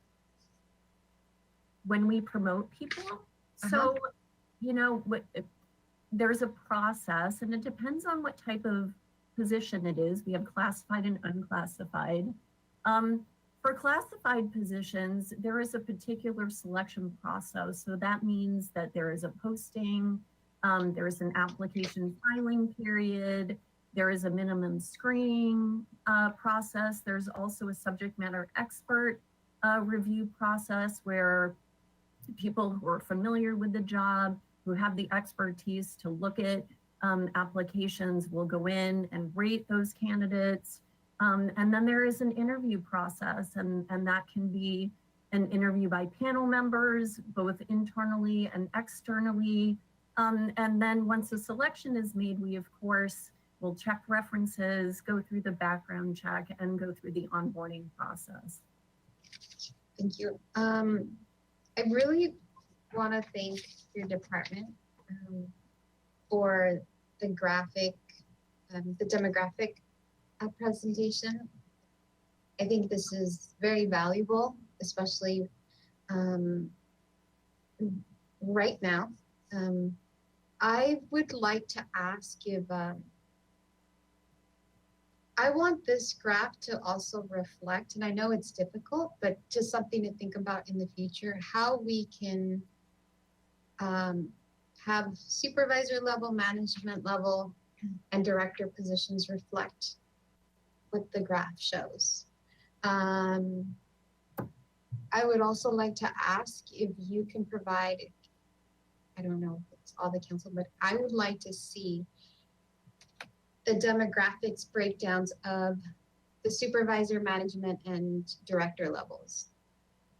And where I'm getting at with this is I really want the city to be an organization where we promote within, we build our leadership, and especially for the director position, Santa Barbara is a very unique city. And when we have people that they've lived here or they're invested in the city, it reflects differently in their leadership. And I understand that we've had to hire people from the outside, and it's great, they've had the expertise, but I would really like to promote, have a little bit more support in promoting within. And maybe it's within their department, or if HR can provide more training sessions. It's just a question I have that I would really like to see the supervisor, management levels, and director level really reflect the demographics here of the city. And again, I really appreciate all of the different changes you have done and the support that you've given the city. And you talked, I think one of your staff talked about reclassification. Okay. Last year, I spent a couple months looking at the organization charts of each department. And I found out that every department has a different organization chart, which is fine because every department is different. But if we can get if HR can look into those organization charts and maybe update them. I also found out that a lot of the positions on the payroll list from last year, they weren't reflected on the organization charts. So if we're looking into reclassification, if we can just really, if I can have you guys look into that. And there has been, I've received a couple of emails, and when we hire somebody,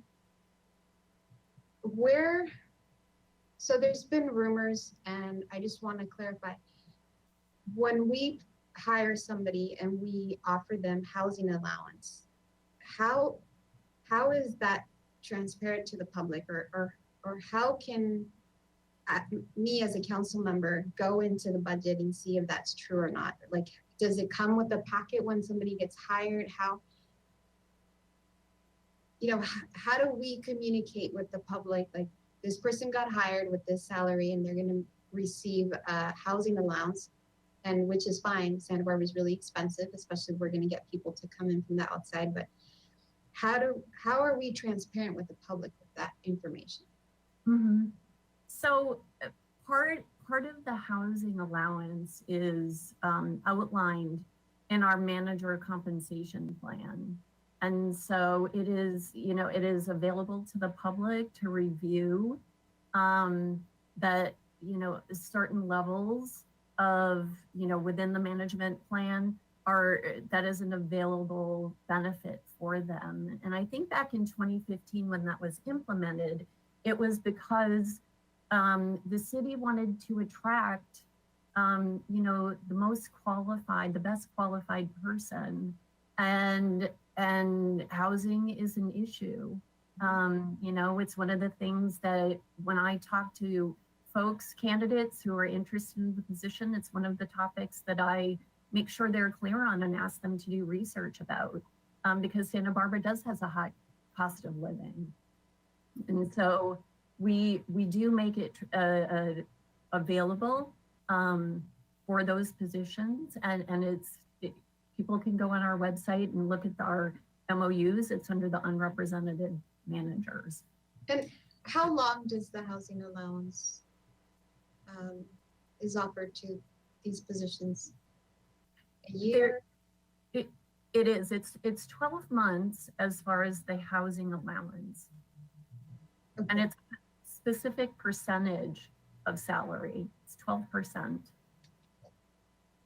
Mr. Casey, my last question, and thank you so much, Levy, for all you do. Sure. I want to make our positions, and again, I know it's a crazy year, if we can really look into the positions for the city administrator's office, council office, and make sure that the job description matches what, the positions actually do on a daily basis. And I know there's been a lot of shifts within your department. I suggested an extra support staff for you. So Mr. Casey and Ms. Levy, is there a way that we can make sure that all positions reflect what job description? So we have to reclassify in the city administrator. I would like that to happen. And again, I deal with the public. So all of these questions, just to set the record straight, to have, good, clean organization.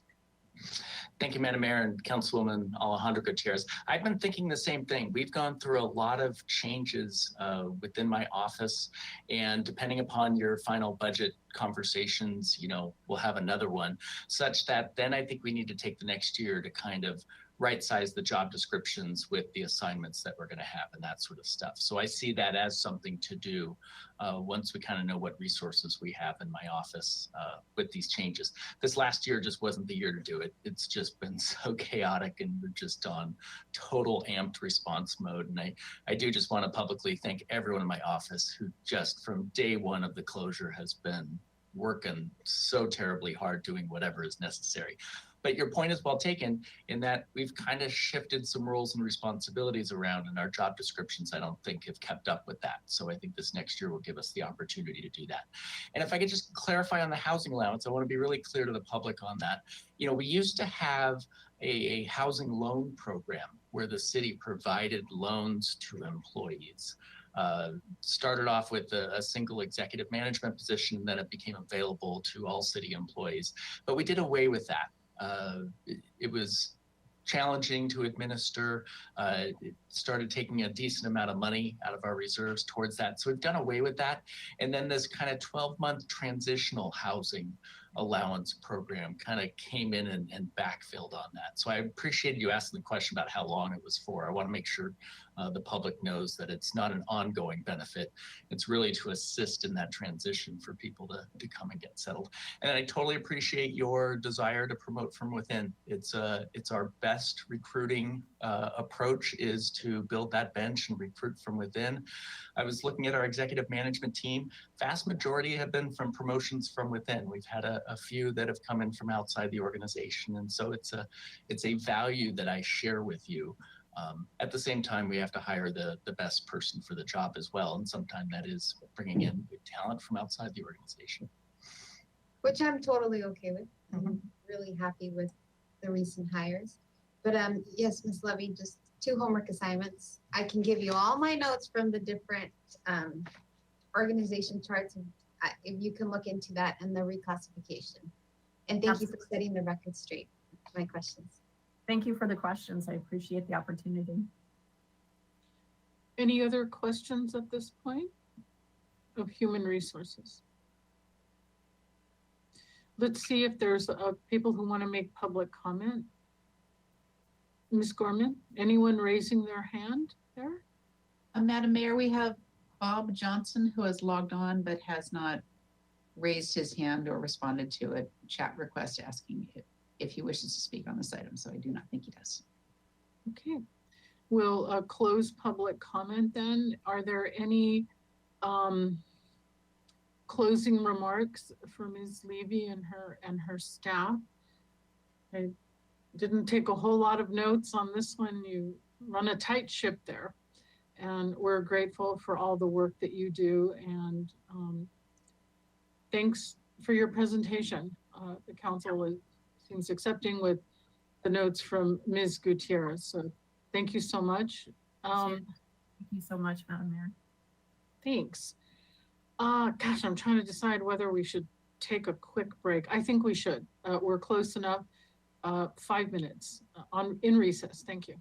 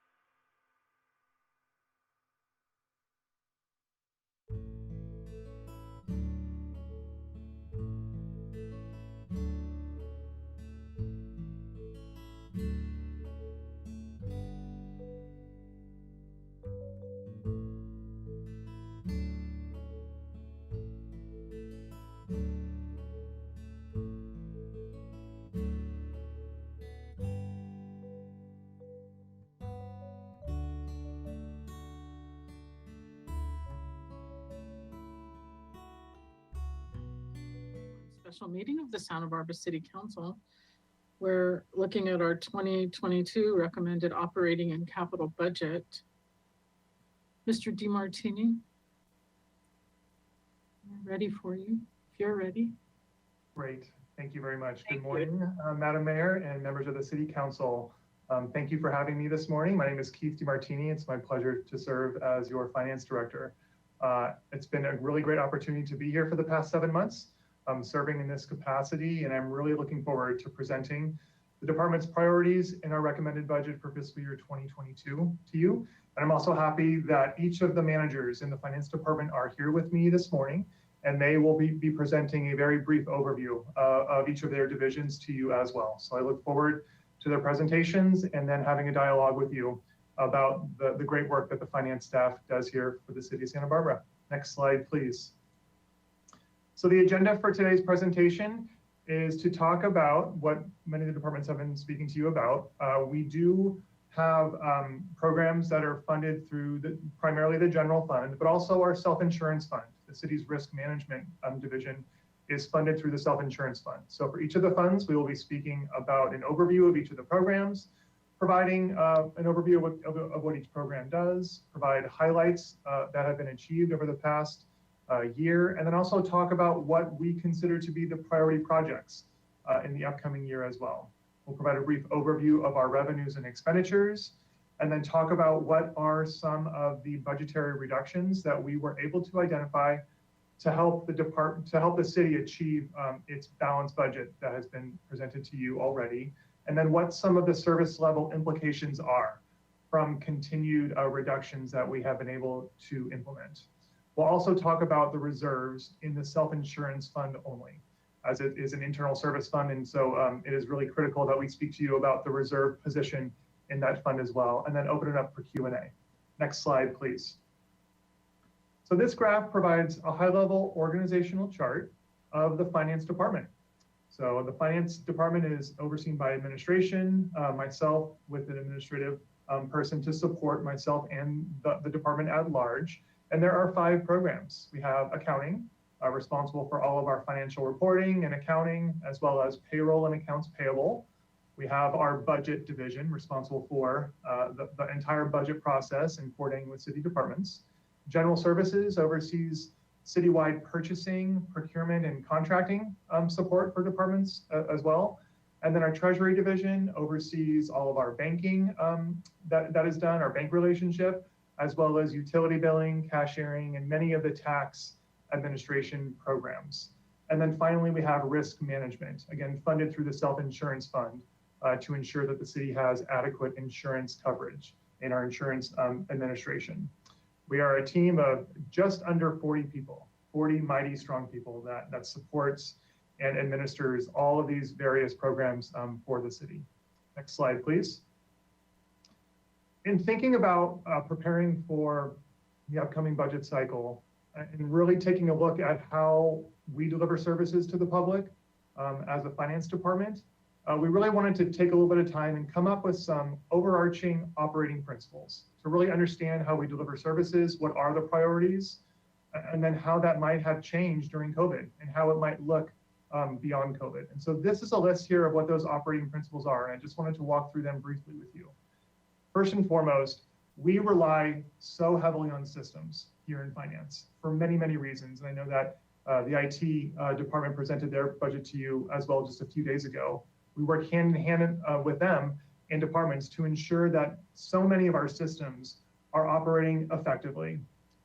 Every financial transaction runs through a system, and it is really important that we ensure that those systems are up and running, that they are implementing the most updated rules and regulations from the federal and state governments, and that they produce reports that are timely and in compliance with those laws. We also take a great deal of pride in the integrity of our financial transactions in our internal control environment. The accuracy, the completeness, and the timeliness of our reports and our transactions that come through, it is of the utmost importance. It's really important that we maintain in good standing with our audit and that we have clean financial statements It's important for the overall creditworthiness of the organization at large. And in particular, anytime we go to issue debt for priority projects, it's really, really important that we maintain really high integrity of our financial reports and internal controls. We also see ourselves as having the responsibility of fiduciary oversight in providing guidance. We recognize that all the money coming into the city and all the money going out, they are public funds. We have a responsibility, a fiduciary responsibility, to ensure that those funds are kept secure and safe, and that they are accurate. We share in that responsibility. We also pride ourselves in providing great customer service. And the customer service that we provide has evolved tremendously over the past year. Without having people coming into the front counter here at City Hall to pay a bill, for example, people have had to pivot and be able to access city services and pay their bills online, over the phone, or by mail. And we continue to evolve as a staff level to ensure that people are getting the service that they need to be able to continue to do that. Finally, we really try and focus on having efficient business processes. And many times that means going digital, going electronic, eliminating paper, automating transactions as much as possible. Again, that increases internal controls. So in any case where we are able to do that, we look to doing that and also achieving some cost savings by doing that as well. And then finally, we really look at ourselves as business partners to each of the departments here in the city. We want to assist and help with any cross-departmental projects where we can add value, whether it's financial, budgetary, procurement, analytical support. We see ourselves as business partners and really want to offer that support to our departments, our peer departments. Next slide, please. So let's focus on the general fund to start. And I'm going to ask each of the managers to present an overview of their divisions. And I'll go ahead and go first and speak about the administration division. First, we oversee department operations. We provide high-level oversight and financial planning, multi-year forecasting that leads into the budget process every year. We also manage the city's debt portfolio. We're getting ready to issue debt probably within the next 12 to 18 months. And so that's a portfolio that we manage here in administration. We also provide staff oversight and support of the Citizens Oversight Committee and provide support to the labor negotiating team as well. Some highlights over the past year is in preparation for this budget cycle, taking a really critical look at our multi-year forecasting, given the economic uncertainty directly related to COVID, really wanting to understand what are the long-term implications to our budget based on that. So we really took a hard look at our multi-year forecast process this year. We've also implemented some systems and are helping in working collaboratively with IT department on some strategic planning for future implementations. Some priority projects in the upcoming year include continue fiscal review and how we're going to manage our budget post-COVID. Again, there's a great deal of uncertainty still in the economy, and so taking a critical look at our reserves citywide will be a key focus of staff in the upcoming year. Looking at our pension costs in the long term will also be something that will bring to council in the very near future so that we can minimize those costs in the future as well. We'll also be working on the Deferred Compensation Investment Committee, which will hopefully be up and running in the near term as well, and managing that program with labor and with employees. We'll also be implementing additional system enhancements to improve functionality and improve those systems, and then collaborating citywide on the website replacement project. And so with that, I'll turn it over to Mr. Boudet, who will give a quick overview of the budget division. Thank you. Madam Mayor, members of City Council, good morning. So I'm going to talk about the budget division for a little bit. We are a small division, but don't let that mislead you. We do a large volume of work and provide a lot of support throughout the city. Of course, we submit the 2-year budget. We actually submit the budget annually and support the City Council's charter mandates to make sure that there's an adopted budget in place in the beginning of the fiscal year. We also provide a lot of support and training to department staff throughout the city as support of the annual budget process. We also provided some support and costing for labor negotiations. This can be a somewhat challenging work for work effort for us, as that usually transpires during the same timing during the budget process. So that can be somewhat challenging, but we provide a lot of support during that process. And something new to the budget is the support to the Citizens Oversight Committee and supporting the financial transparency and reporting out to the Citizens Oversight Committee, as that committee kind of oversees the financial transparency regarding Measure C funding and ensuring that the Measure C funds are being spent appropriately. Some performance highlights from this past year. We continue to administer the budget per city charter and ensure that departments are spending their budgets accordingly and appropriately. We were recognized by the Government Finance Officers Association for our previous 2-year financial plan. That we go for that every 2 years, and we'll be planning on submitting for award again. We also provide and issue and coordinate the annual accountability Measure C report. That's the annual report that's provided to the Citizens Oversight Committee and gives a kind of a comprehensive look at where the previous fiscal year's Measure C dollars were spent and where those were attributed to. And of course, we coordinate and plan budget reduction citywide. This was a very challenging year.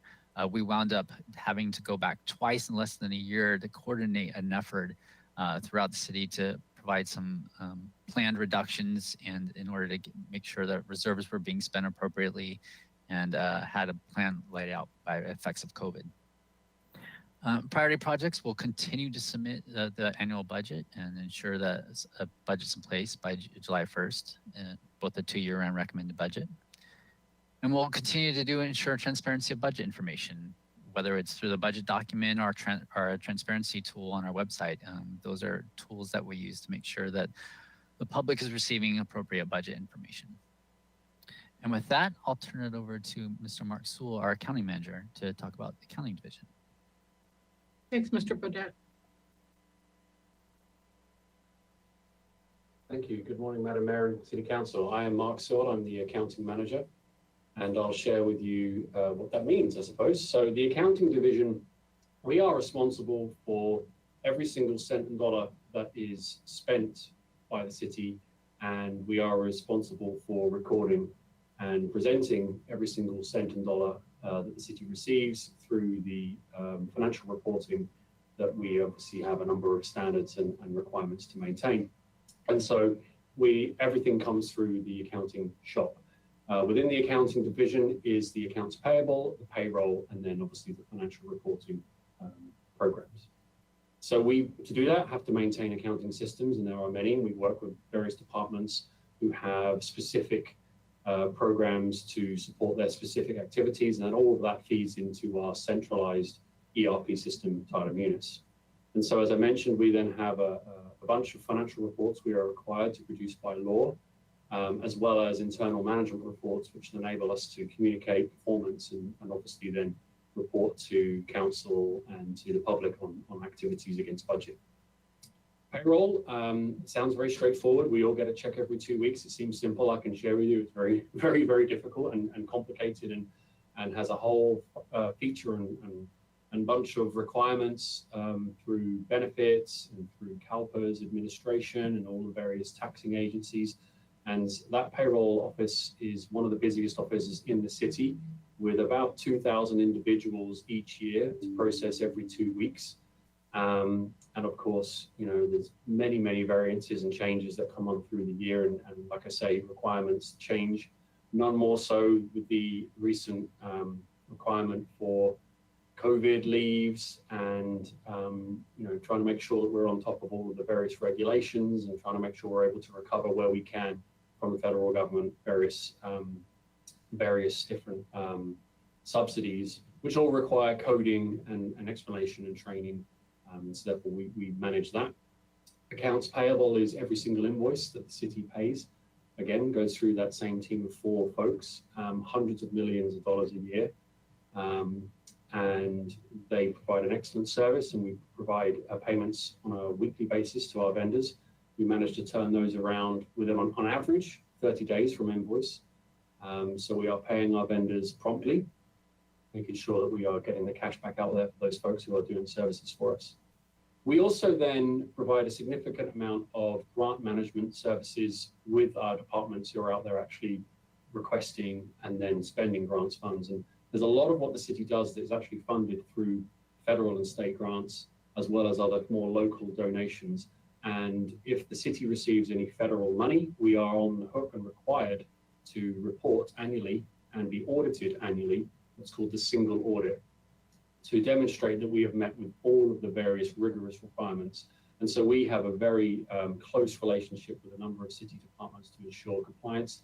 Pleased to say that the last couple of years, we've had no issues with our audits, and it stands us in very good stead and actually puts us above many other communities when it comes to requesting and then ultimately being successful for additional grant opportunities.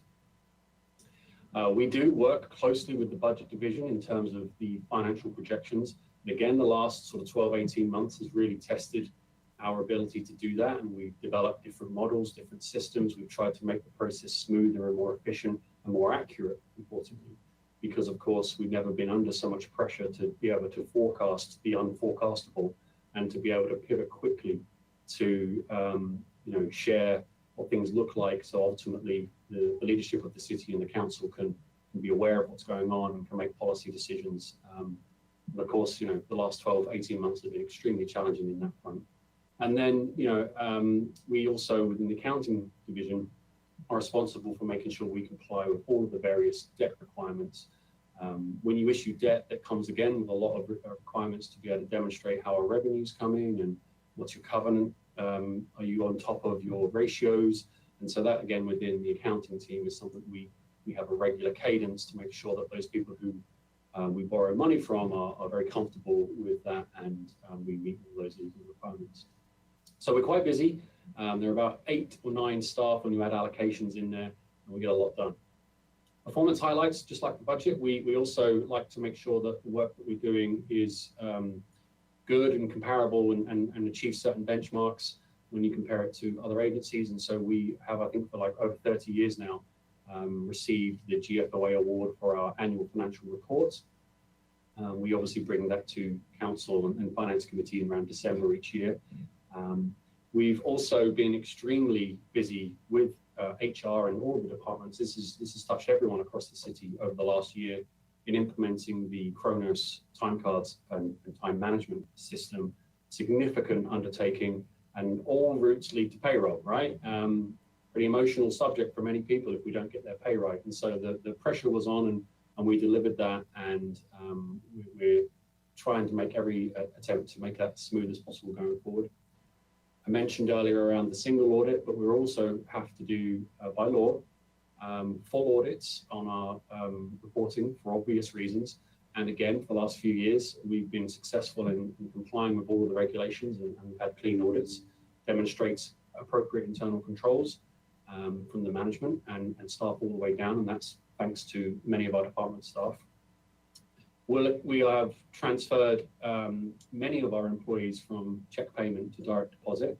With the onset of the pandemic, no one really knew what was going to be happening in terms of ability to be in the office and print checks and all that kind of stuff. So of course there was a little more incentive for folks to transition to direct deposit. I still make that plea for anyone. Please go to direct deposit. It's a lot safer and easier than receiving a check. But that's the efficiency drives that we try to do. And as I mentioned earlier, we've maintained prompt vendor payments even throughout the pandemic, without reducing any controls whatsoever. We've been still making sure that the payments that we make are appropriately approved and signed and meet with all the various procurement rules that exist.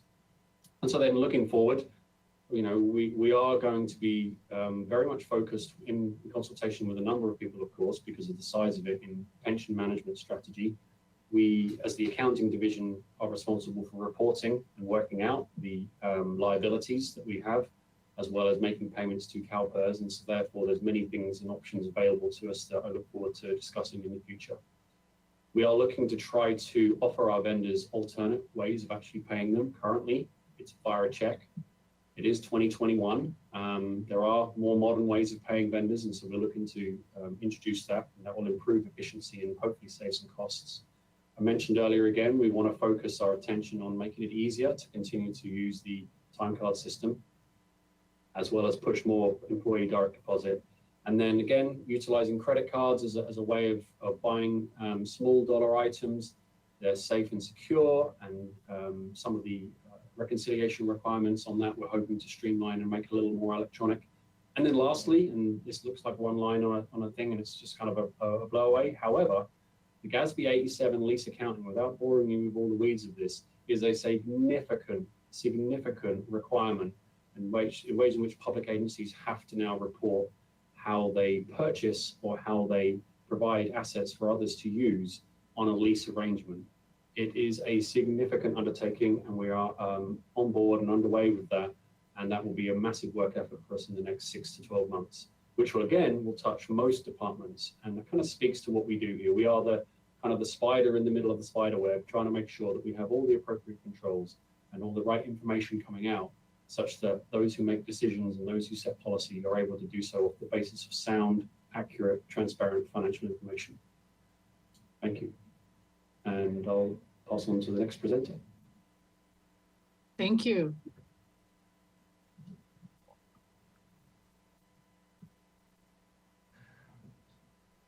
Good morning, Mayor, council members. I'm Bill Hornung. I'm the General Services Manager. And General Services consists of 3 programs.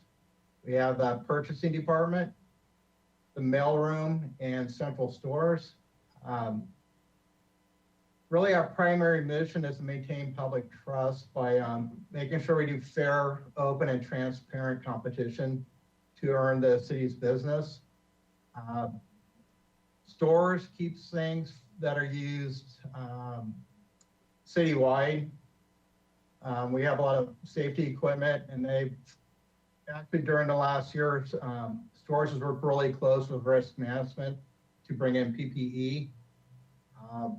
Mail service is kind of self-explanatory.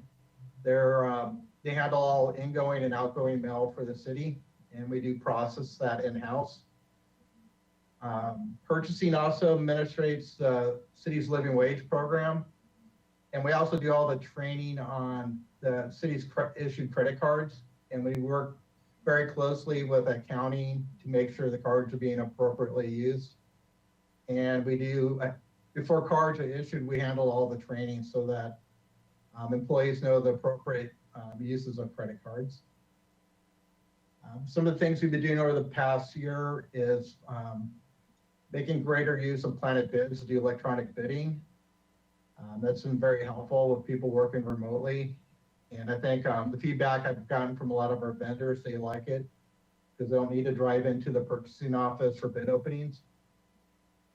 And also that we purchased a product about a year ago called Seamless Docs. And now we're looking to try to leverage that to do electronic signatures for a lot of our documents that we create in purchasing. With that, I think that covers it for general services. So unless there's any questions, I'll pass it on to, I think Jennifer is next. Ms. Tomaszewski, welcome. Thank you. So good morning, Madam Mayor, council members. I am Jennifer Tomaszewski, the Finance and Treasury Manager. And boy, really big in this, sorry about that. I oversee the Treasury Division, and the Treasury Division is comprised of 4 programs. We have Revenue and Cash Management, Cashiering and Collections, Business Licenses and Permits, and then the City Utility Billing. So as with the other slides, in the first box, you see some of the highlights of what we do. Basically, we manage all the inflows of revenue and cash into the city. First bullet is the revenue and cash management. So we forecast and manage cash to ensure adequate liquidity to meet the city's expenditure needs. We assist departments with establishing internal controls and then set policies around cash handling to ensure that the proper checks and balances are in place. And then we oversee and the collection of taxes. So we work with other state and local agencies and organizations to assist us in forecasting and reporting of actual tax revenues. So for example, we work with the California Department of Tax and Fee Administration for our sales tax information. And we work with the County of Santa Barbara for property taxes. And then we work directly with businesses and hotel operators for other taxes such as business licenses, utility users tax, franchise fees, transient occupancy taxes, and so on. We also operate the Business License and Permits Program. This includes billing and collections of business licenses for approximately 16,000 businesses in Santa Barbara annually, and 4 assessment districts, including PBIA or Parking and Business Improvement Districts, the Old Town and Downtown Business Improvement Districts, and then along with all kinds of great people. And right now we have someone so well versed on code, a very special guest who's actually making. So there was some echo, I apologize. And then the last assessment is TBID, or Tourism Business Improvement District. We work with the hotel operators there and with Visit Santa Barbara. We also manage the city utility billing program. This is comprised of approximately 30,000 accounts per month for water, wastewater, and sewer.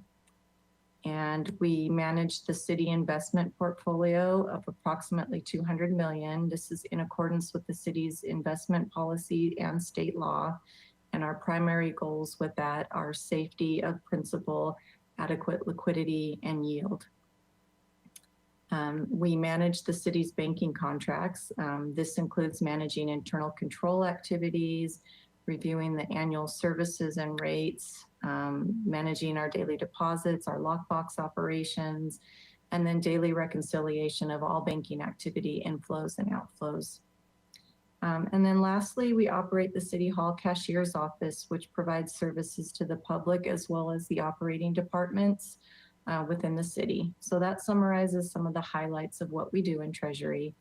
The next box, we list some of the highlights of the activities over the last year. But basically, our main accomplishments were really pivoting and adjusting in response to COVID.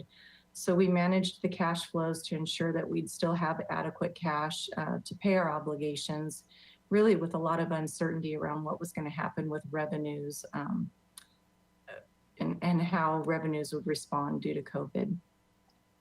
We also adjusted our tax revenue forecast and assisted departments with forecasting revised departmental revenues also relating to COVID for the remainder of fiscal year 20 and into the fiscal year 21 budget and now with the new budget cycle.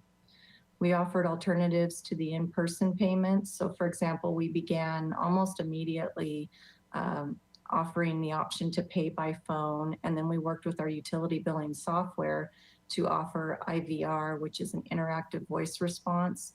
So ratepayers are now able to call in and pay with their credit cards, and the city's still in compliant or PCI compliant. And we also brought to council recommendations to offer relief, such as waiving delinquent fees and penalties for late payment, with certain time periods for TOT and business licenses. And then we also waived utility late payments. And then lastly, we achieved investment earnings in managing our investment portfolio. So we didn't need to sell any investments early in order to maintain that liquidity. So those are a summary of some of our highlights.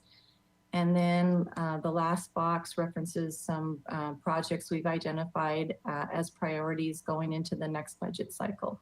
So currently we're preparing to reopen the cashier's office back up to the public. And in doing so, we're ensuring safety measures are in place to protect both the staff and the public.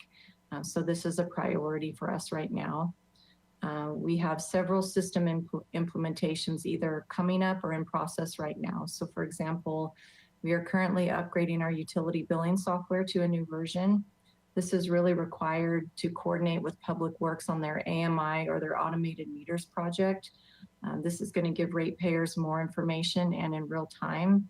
And it will also allow utility billing staff to have more and better information to assist the public with questions. We're also starting an upgrade for our enterprise system. We may have already spoken about this. These upgrades are routine and required, but they can be fairly time consuming. But we always hope for better functionality with with these upgrades. And then we're also planning to look at alternatives for our business licenses software. The system we're currently using, we've had for a long time, and it's lacking in some functional and financial reporting. So we just want to look with better technology out there to see what other options there are for business licenses going into the future. And then, as Mr. Sewell touched on already, we will be working with the accounting team on ACH payments for vendors. We're in the early stages of planning that right now. Credit cards. So with the increase of online payment platforms in the various departments in recent years and the increases in volume of credit card transactions, we've recognized that there's a need to consolidate credit card processing where we are able to do so. People just aren't paying with cash the way they used to.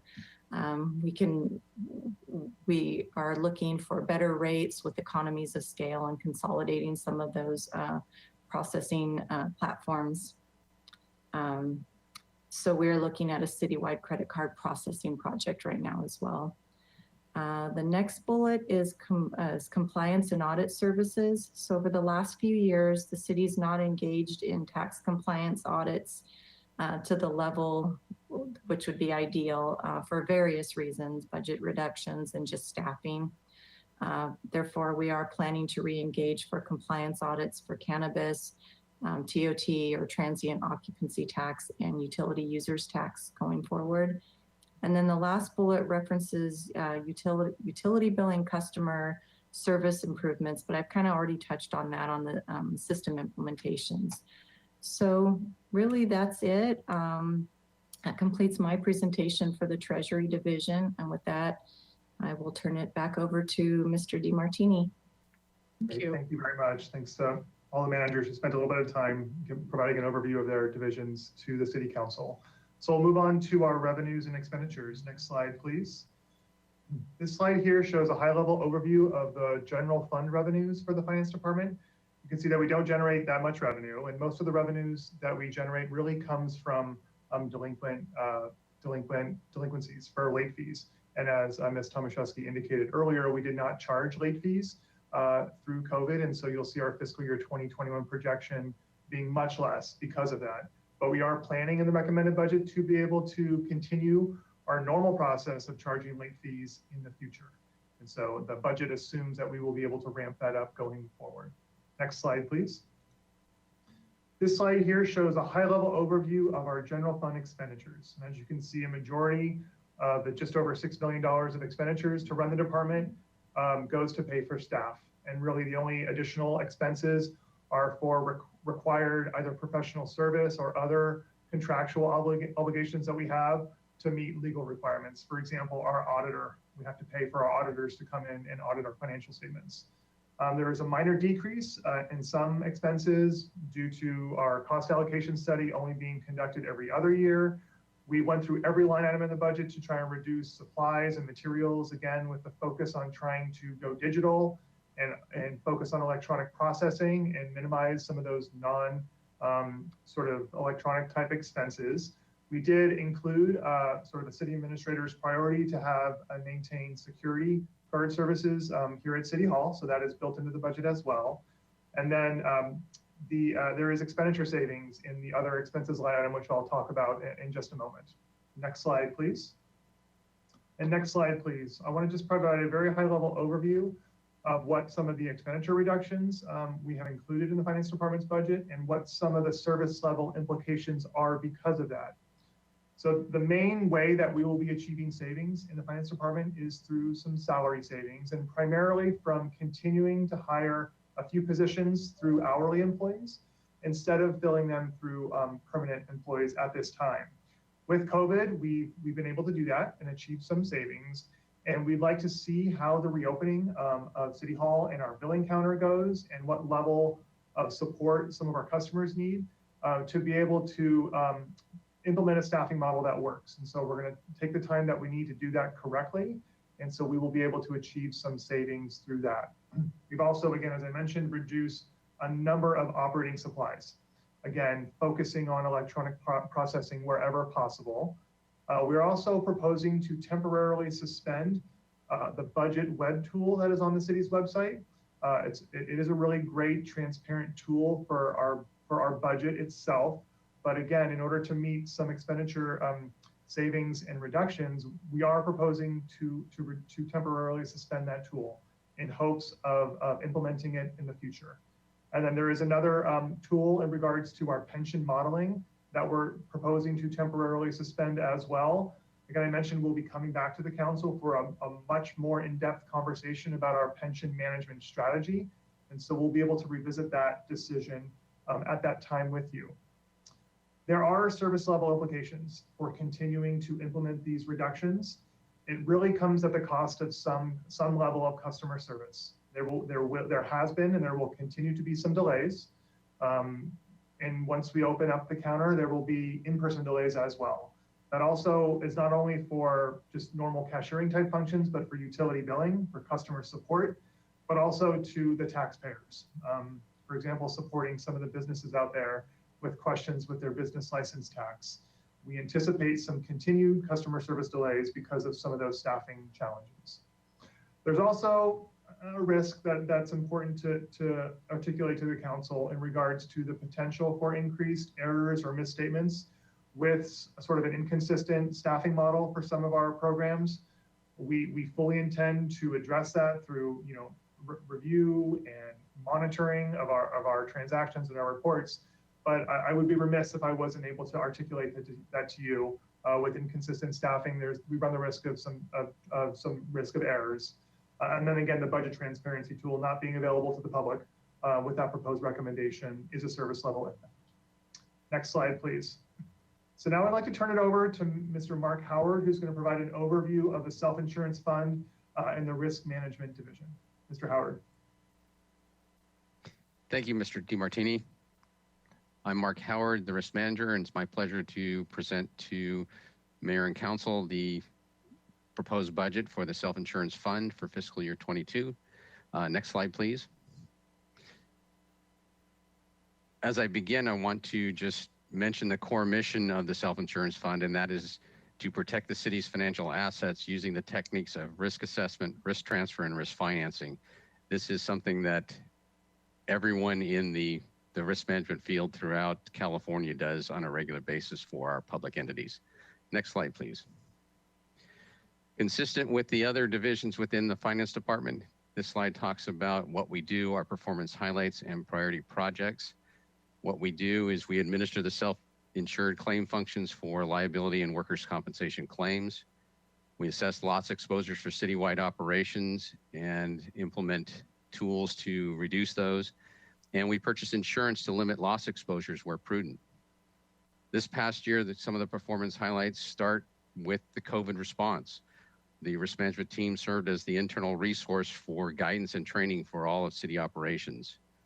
We also provided prudent claim administration for those claims received, and we controlled insurance costs through purchasing different insurance policies. The priority projects for the next fiscal year in fiscal 22 start with maintaining an adequate reserve fund balance to handle all claims. We want to reduce occupational injury incidents where we can, and equally important, support departments with facility reopening protocols. Next slide, please. So let's start with a look at our self-insurance fund outlook. The fund reserve currently is in need of assistance.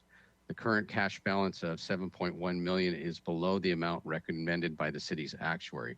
Why is that important? According to government financial standards, the city must hire an actuary to identify the funds needed to pay for claims both currently and in the future. And currently the actuary identifies a much higher balance than what we currently have. Staff projects at the end of fiscal 21, the ending fund balance will fall to about $5.4 million, far less than the $18 million recommended by the actuary. How is that happening? Well, revenue allocations are not keeping pace with expenditures. One of the key components is we currently have a volatile insurance market and anticipate significant increases for various insurance premiums. An example of that is shown here on the screen. The city does purchase a cybersecurity policy, we have been informed of potential increases on that policy alone in excess of 300% for the coming fiscal year.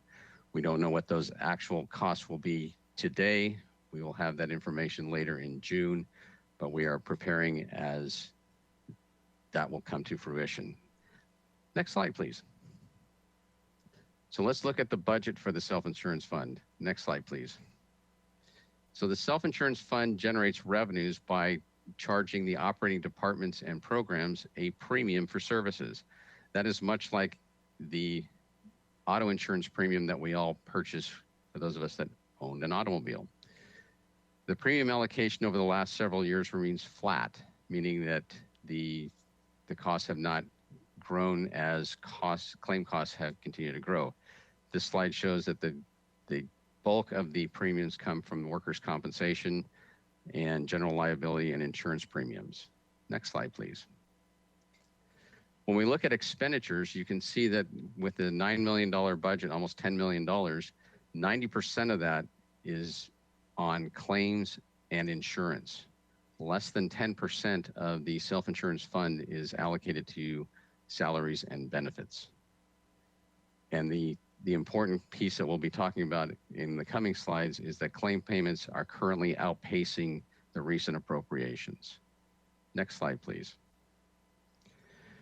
So this slide gives us a look at some of the insurance policies that the city purchases on a regular basis.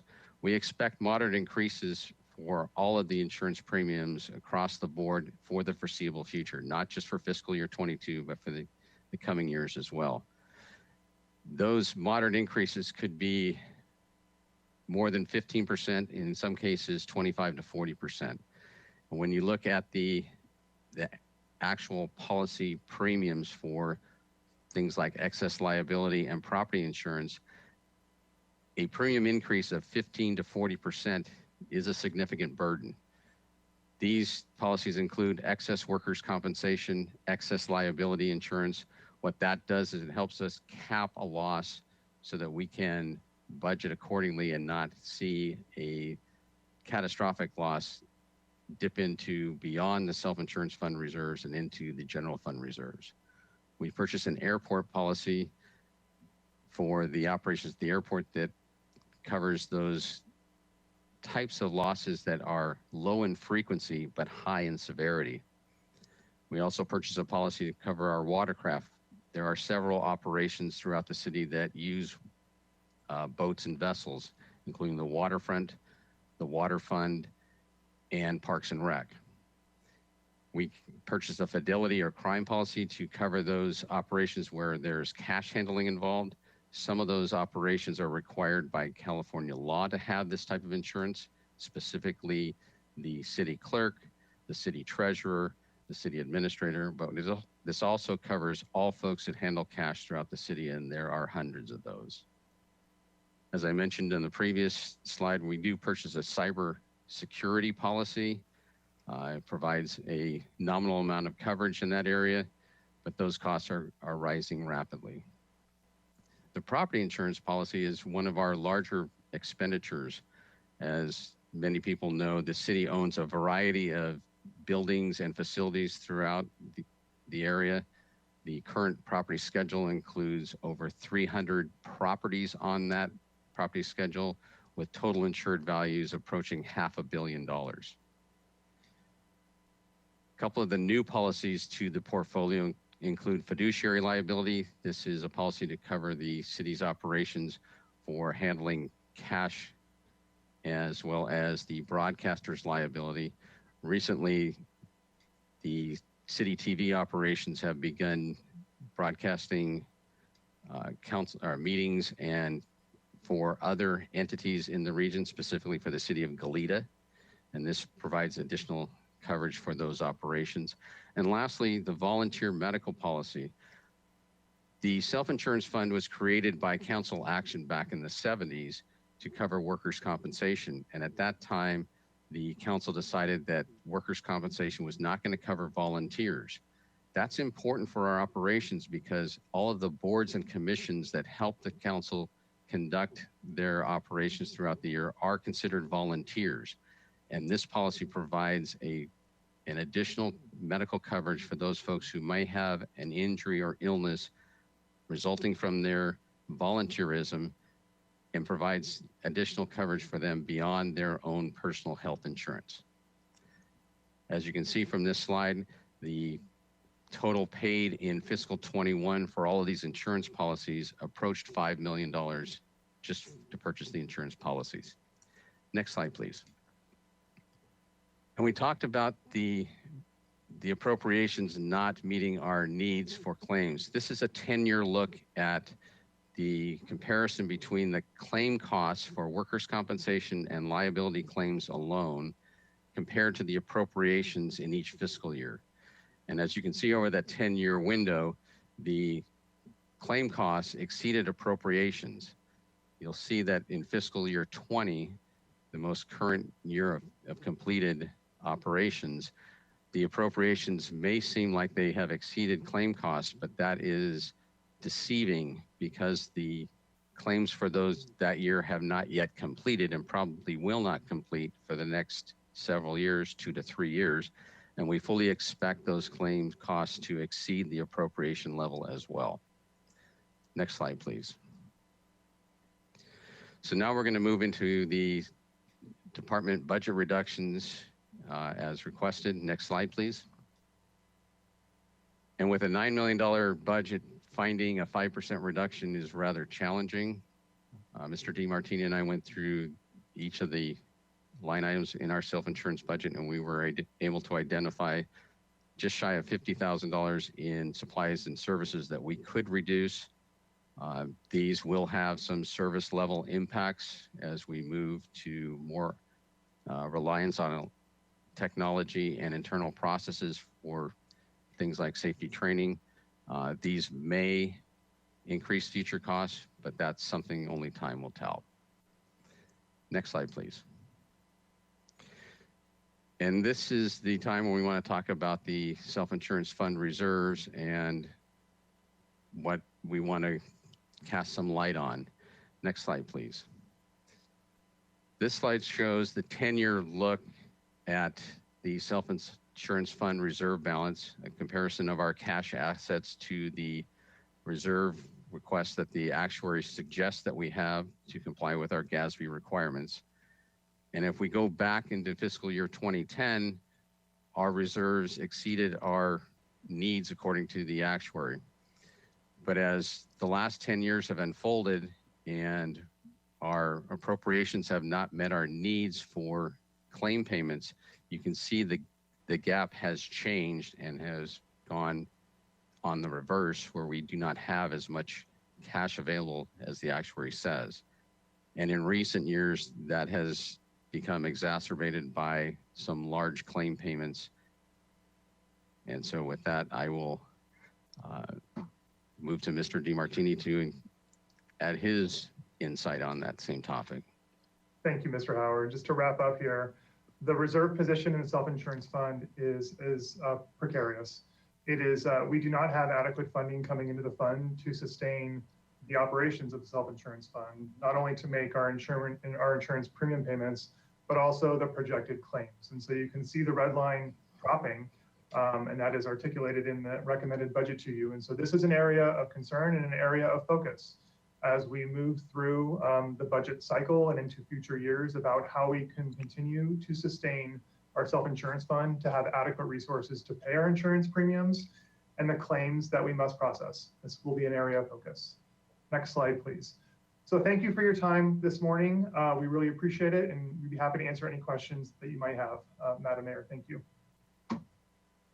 Well, thank you, Mr. DiMartini, and all your staff. I'll ask council members to ask questions at this point. That last bit has me reeling a little bit. We definitely need an answer on solutions to the self-insurance reserves. But Mr. Friedman, go ahead, and then Ms. Sneddon with questions. Thanks. So I'm going to talk just briefly about the last portion of it, because we went over this somewhat in Finance Committee, but just for the public in general. So if you could pull up just the last slide that shows the gap and where it's going. and I just want to be sure I understand it as well, is if we don't have enough in reserves to pay out claims, then how do we pay those? Is it out of the general fund reserve? Yes, Councilmember Friedman, thank you very much for that question. So the short answer to that question is yes. And that is something that we are currently looking into for claims in the current fiscal year. We'll be bringing that to the Finance Committee and the City Council as part of our Q3 report on May 18th. If there are not adequate resources in the self-insurance fund, then we will look to the general fund to pay those claims and various judgments that we may have to pay. And that is the backstop. That is the funding source we will have to look to. And so looking at the long-term financial sustainability of our self-insurance fund will probably involve multiple strategies to increase the annual allocation from departments into the fund.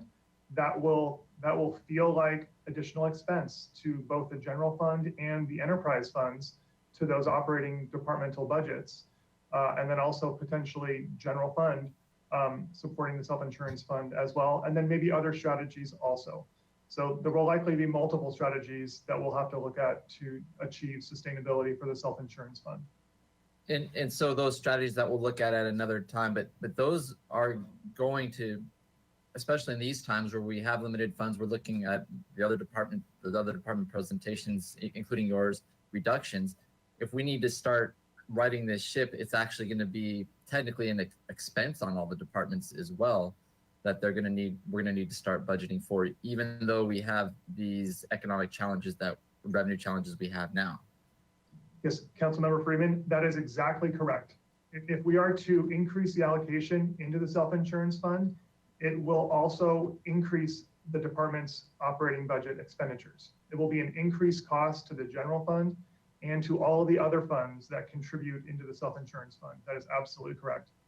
And so to minimize that right now, we may be putting even more pressure on our general fund reserves, depending on what we have, because we would need to possibly rely on those as well. So that's part of the discussion that we're having later on the general fund reserves. Correct? Yes, Councilmember Freeman, that also is correct. And it kind of goes back to the conversation we had with the Finance Committee just a few weeks ago now in regards to the American Rescue Plan Act and the rescue funds that the city is allocated to receive. Just a reminder that we are allocated to receive as part of that legislation just over $11 million later this month. And the Finance Committee took an action and will recommend to the City Council that all of that $11 million will be placed into general fund reserves. Again, due to the uncertainty in the economy and our budget situation, and then also for the situation in the self-insurance fund. It gives us the ability to be able to manage the self-insurance fund adequately if we need those resources. And so that will be an item that will go to the full City Council on June 9th for your full consideration. Thank you, Mr. DiMartini. I just wanted to raise that issue of how the general fund reserves and the discussion we had at finance is definitely tied to the self-insurance fund reserves. So I don't have any additional questions. I have comments for after public comment. Thank you, Madam Mayor. Thanks. Ms. Snedden, questions? Thank you, Madam Mayor. Yes, so I just had some questions. I'll have comments later also, but just some questions on, I think maybe for the Treasury, if, and Ms. Tomaszewski or whoever might want to answer this one, if you see any trends, you were talking about business licenses and permitting or and utility bills. I know in Water Commission, we learned that most people are paying their utility bills on time, and that's sort of a good sign for how people are doing. Any trends that you're noticing, or business permitting, are there more requests or fewer requests, or how is it trending? Sure, and I can get you more specific information after the meeting if you wish. We have seen, surprisingly, utility bills are being paid more regularly than we thought may happen. So that's been a little bit better than we thought it could potentially be. And business licenses, we are seeing a dip it's hard when I referred to the reporting out of the system that we use right now.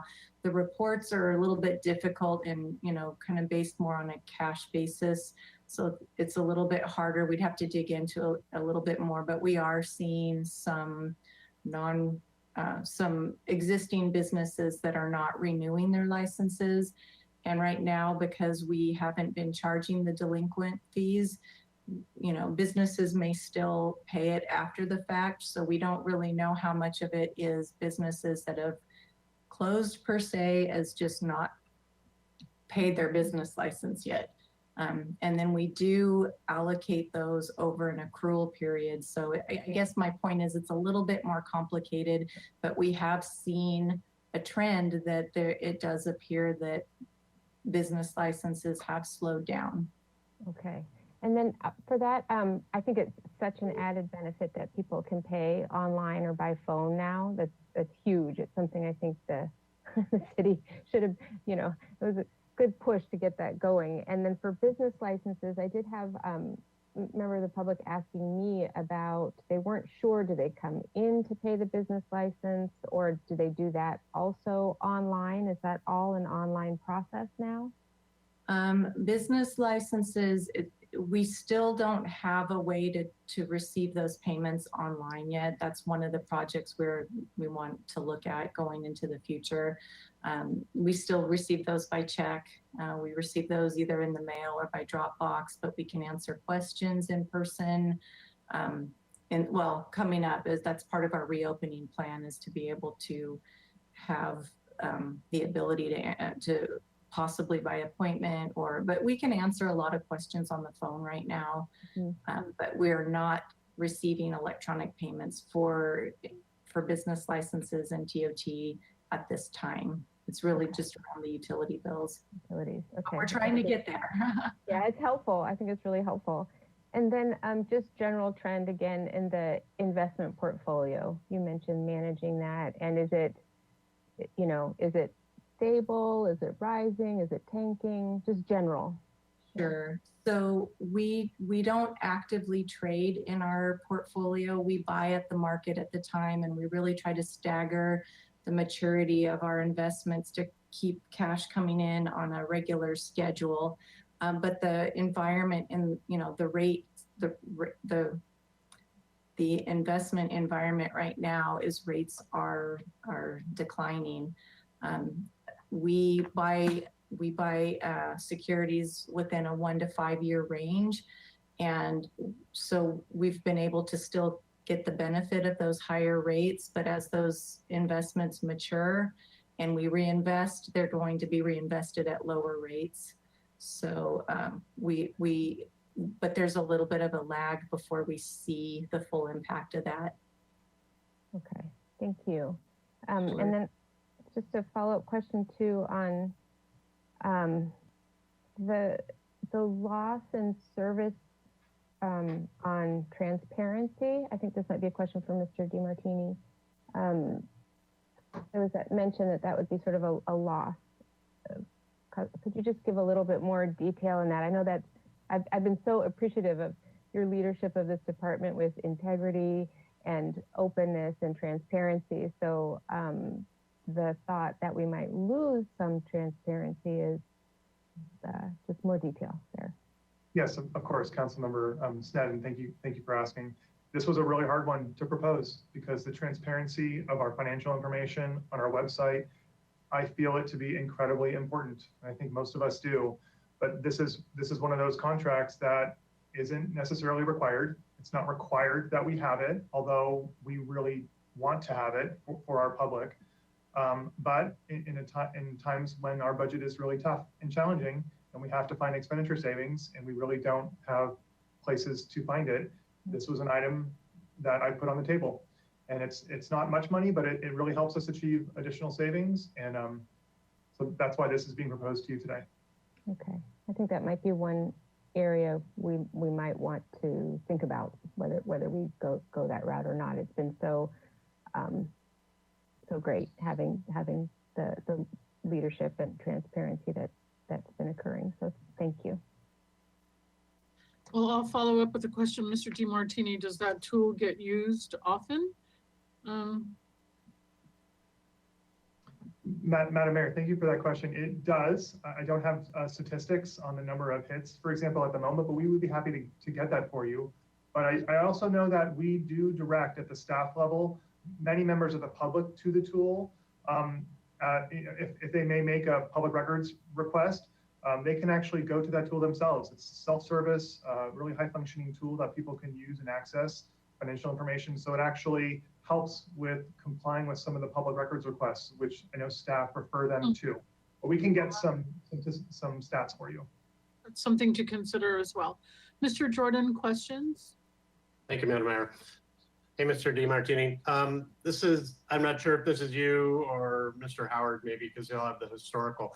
I was just wondering in the work comp realm, how often or if we ever look out at the open market for a first dollar policy. Thank you for that question, Madam Mayor, Councilman Jordan. We have not looked out to the open market in a while on that area.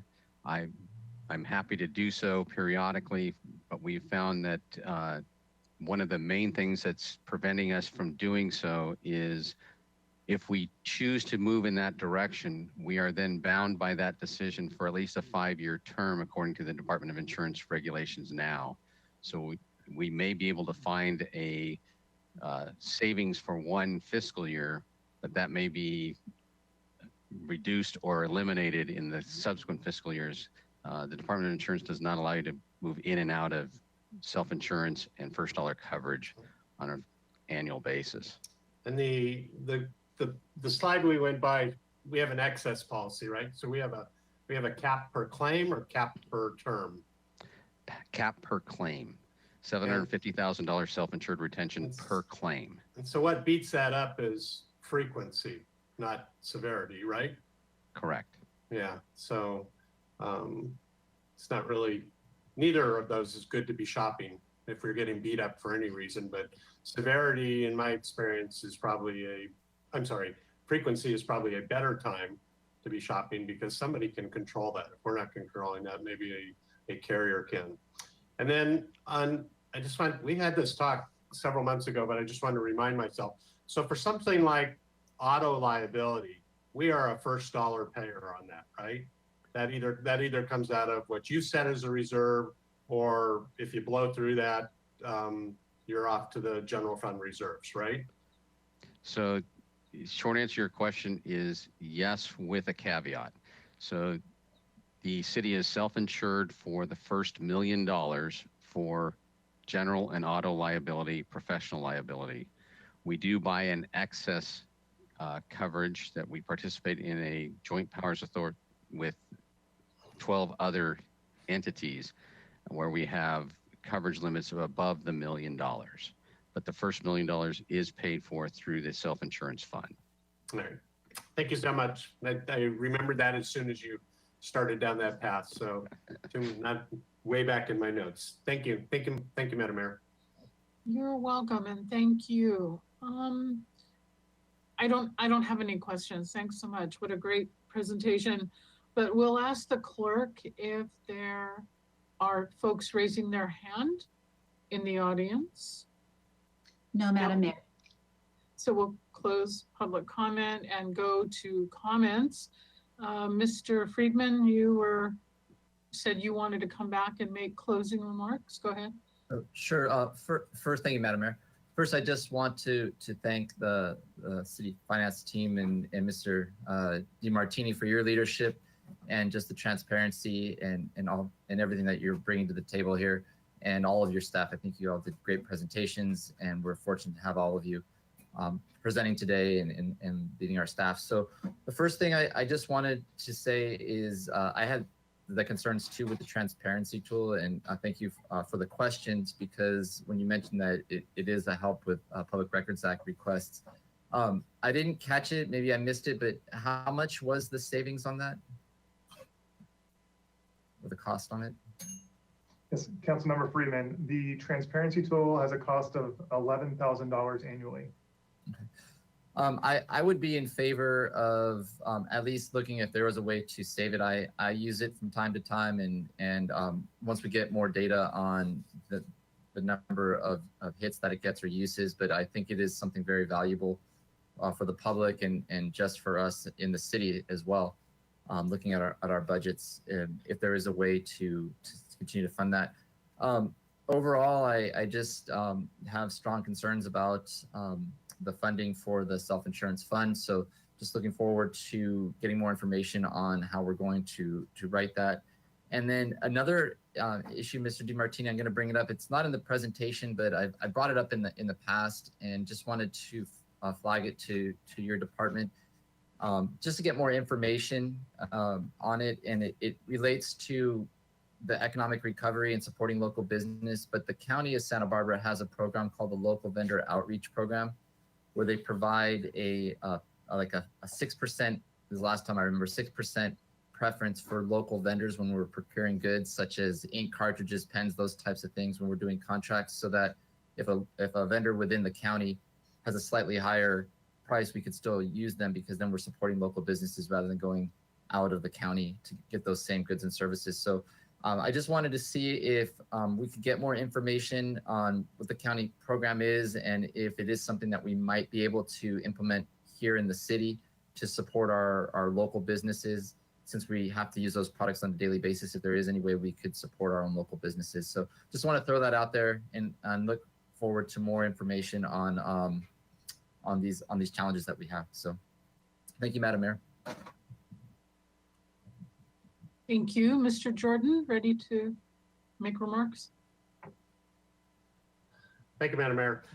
I just wanted to emphasize, at least from what I know, is that it's really important to make sure that we have adequate programs and we're giving those resources, those programs, to reduce frequency.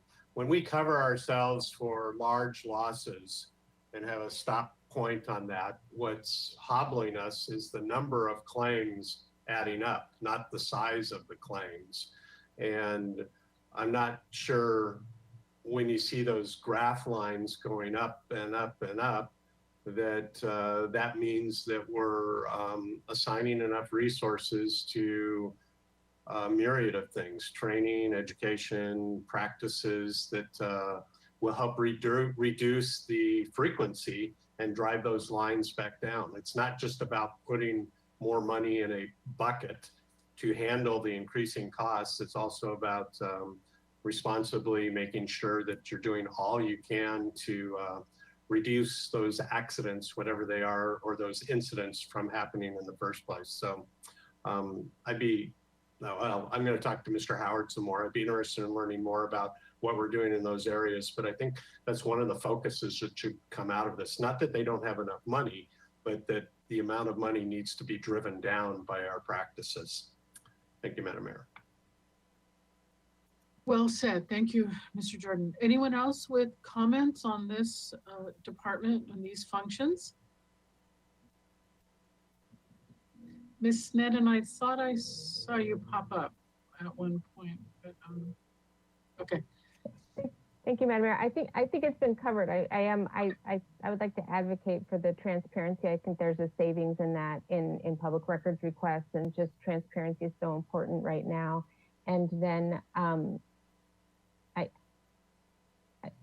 I guess we can talk more about that, the self-insured, but that's okay. I think those comments were well covered. So, and just again, you know, I'm so amazed at new department heads and staff members who come during pandemic and start and pick right up in the middle of what's going on, and it's just been a really seamless transition, and gratitude. Thank you. Well, it was great to see everybody. Thanks for putting all your staff up there, Mr. DiMartini. I give a little shout out to Mr. Hornung. I spent a lot of time with him when I was the liaison to the Living Wage Ordinance Committee, and it's good to see you again, all of you actually. So I guess maybe you said this, but I just needed to clarify that we're looking at some of that that relief, federal relief dollars to help us with the reserves of the self-insurance fund. Did I get that right? Is that a Mr. Casey question? I guess I'm just trying to wrap up the, what you heard from us, Mr. DiMartini. Sure, Madam Mayor, thank you. Yes, so a few weeks ago at the Finance Committee, we brought an item to the Finance Committee for their consideration in regards to the just over $11 million of American Rescue Act funds that we are slotted to receive later this month. That money, the purpose of it is to offset the losses that the city has already incurred for the losses of revenue that we have experienced far in excess of the $11 million that we are going to receive. Citywide, we're projected to receive we're projected to have incurred more than $35 million of revenue loss.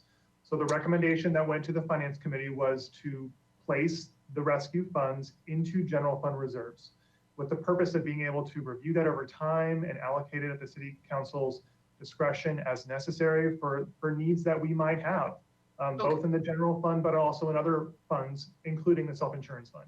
So that will come back to the City Council on June 9th as part of your budget deliberations. Great, thank you then for encapsulating that for me.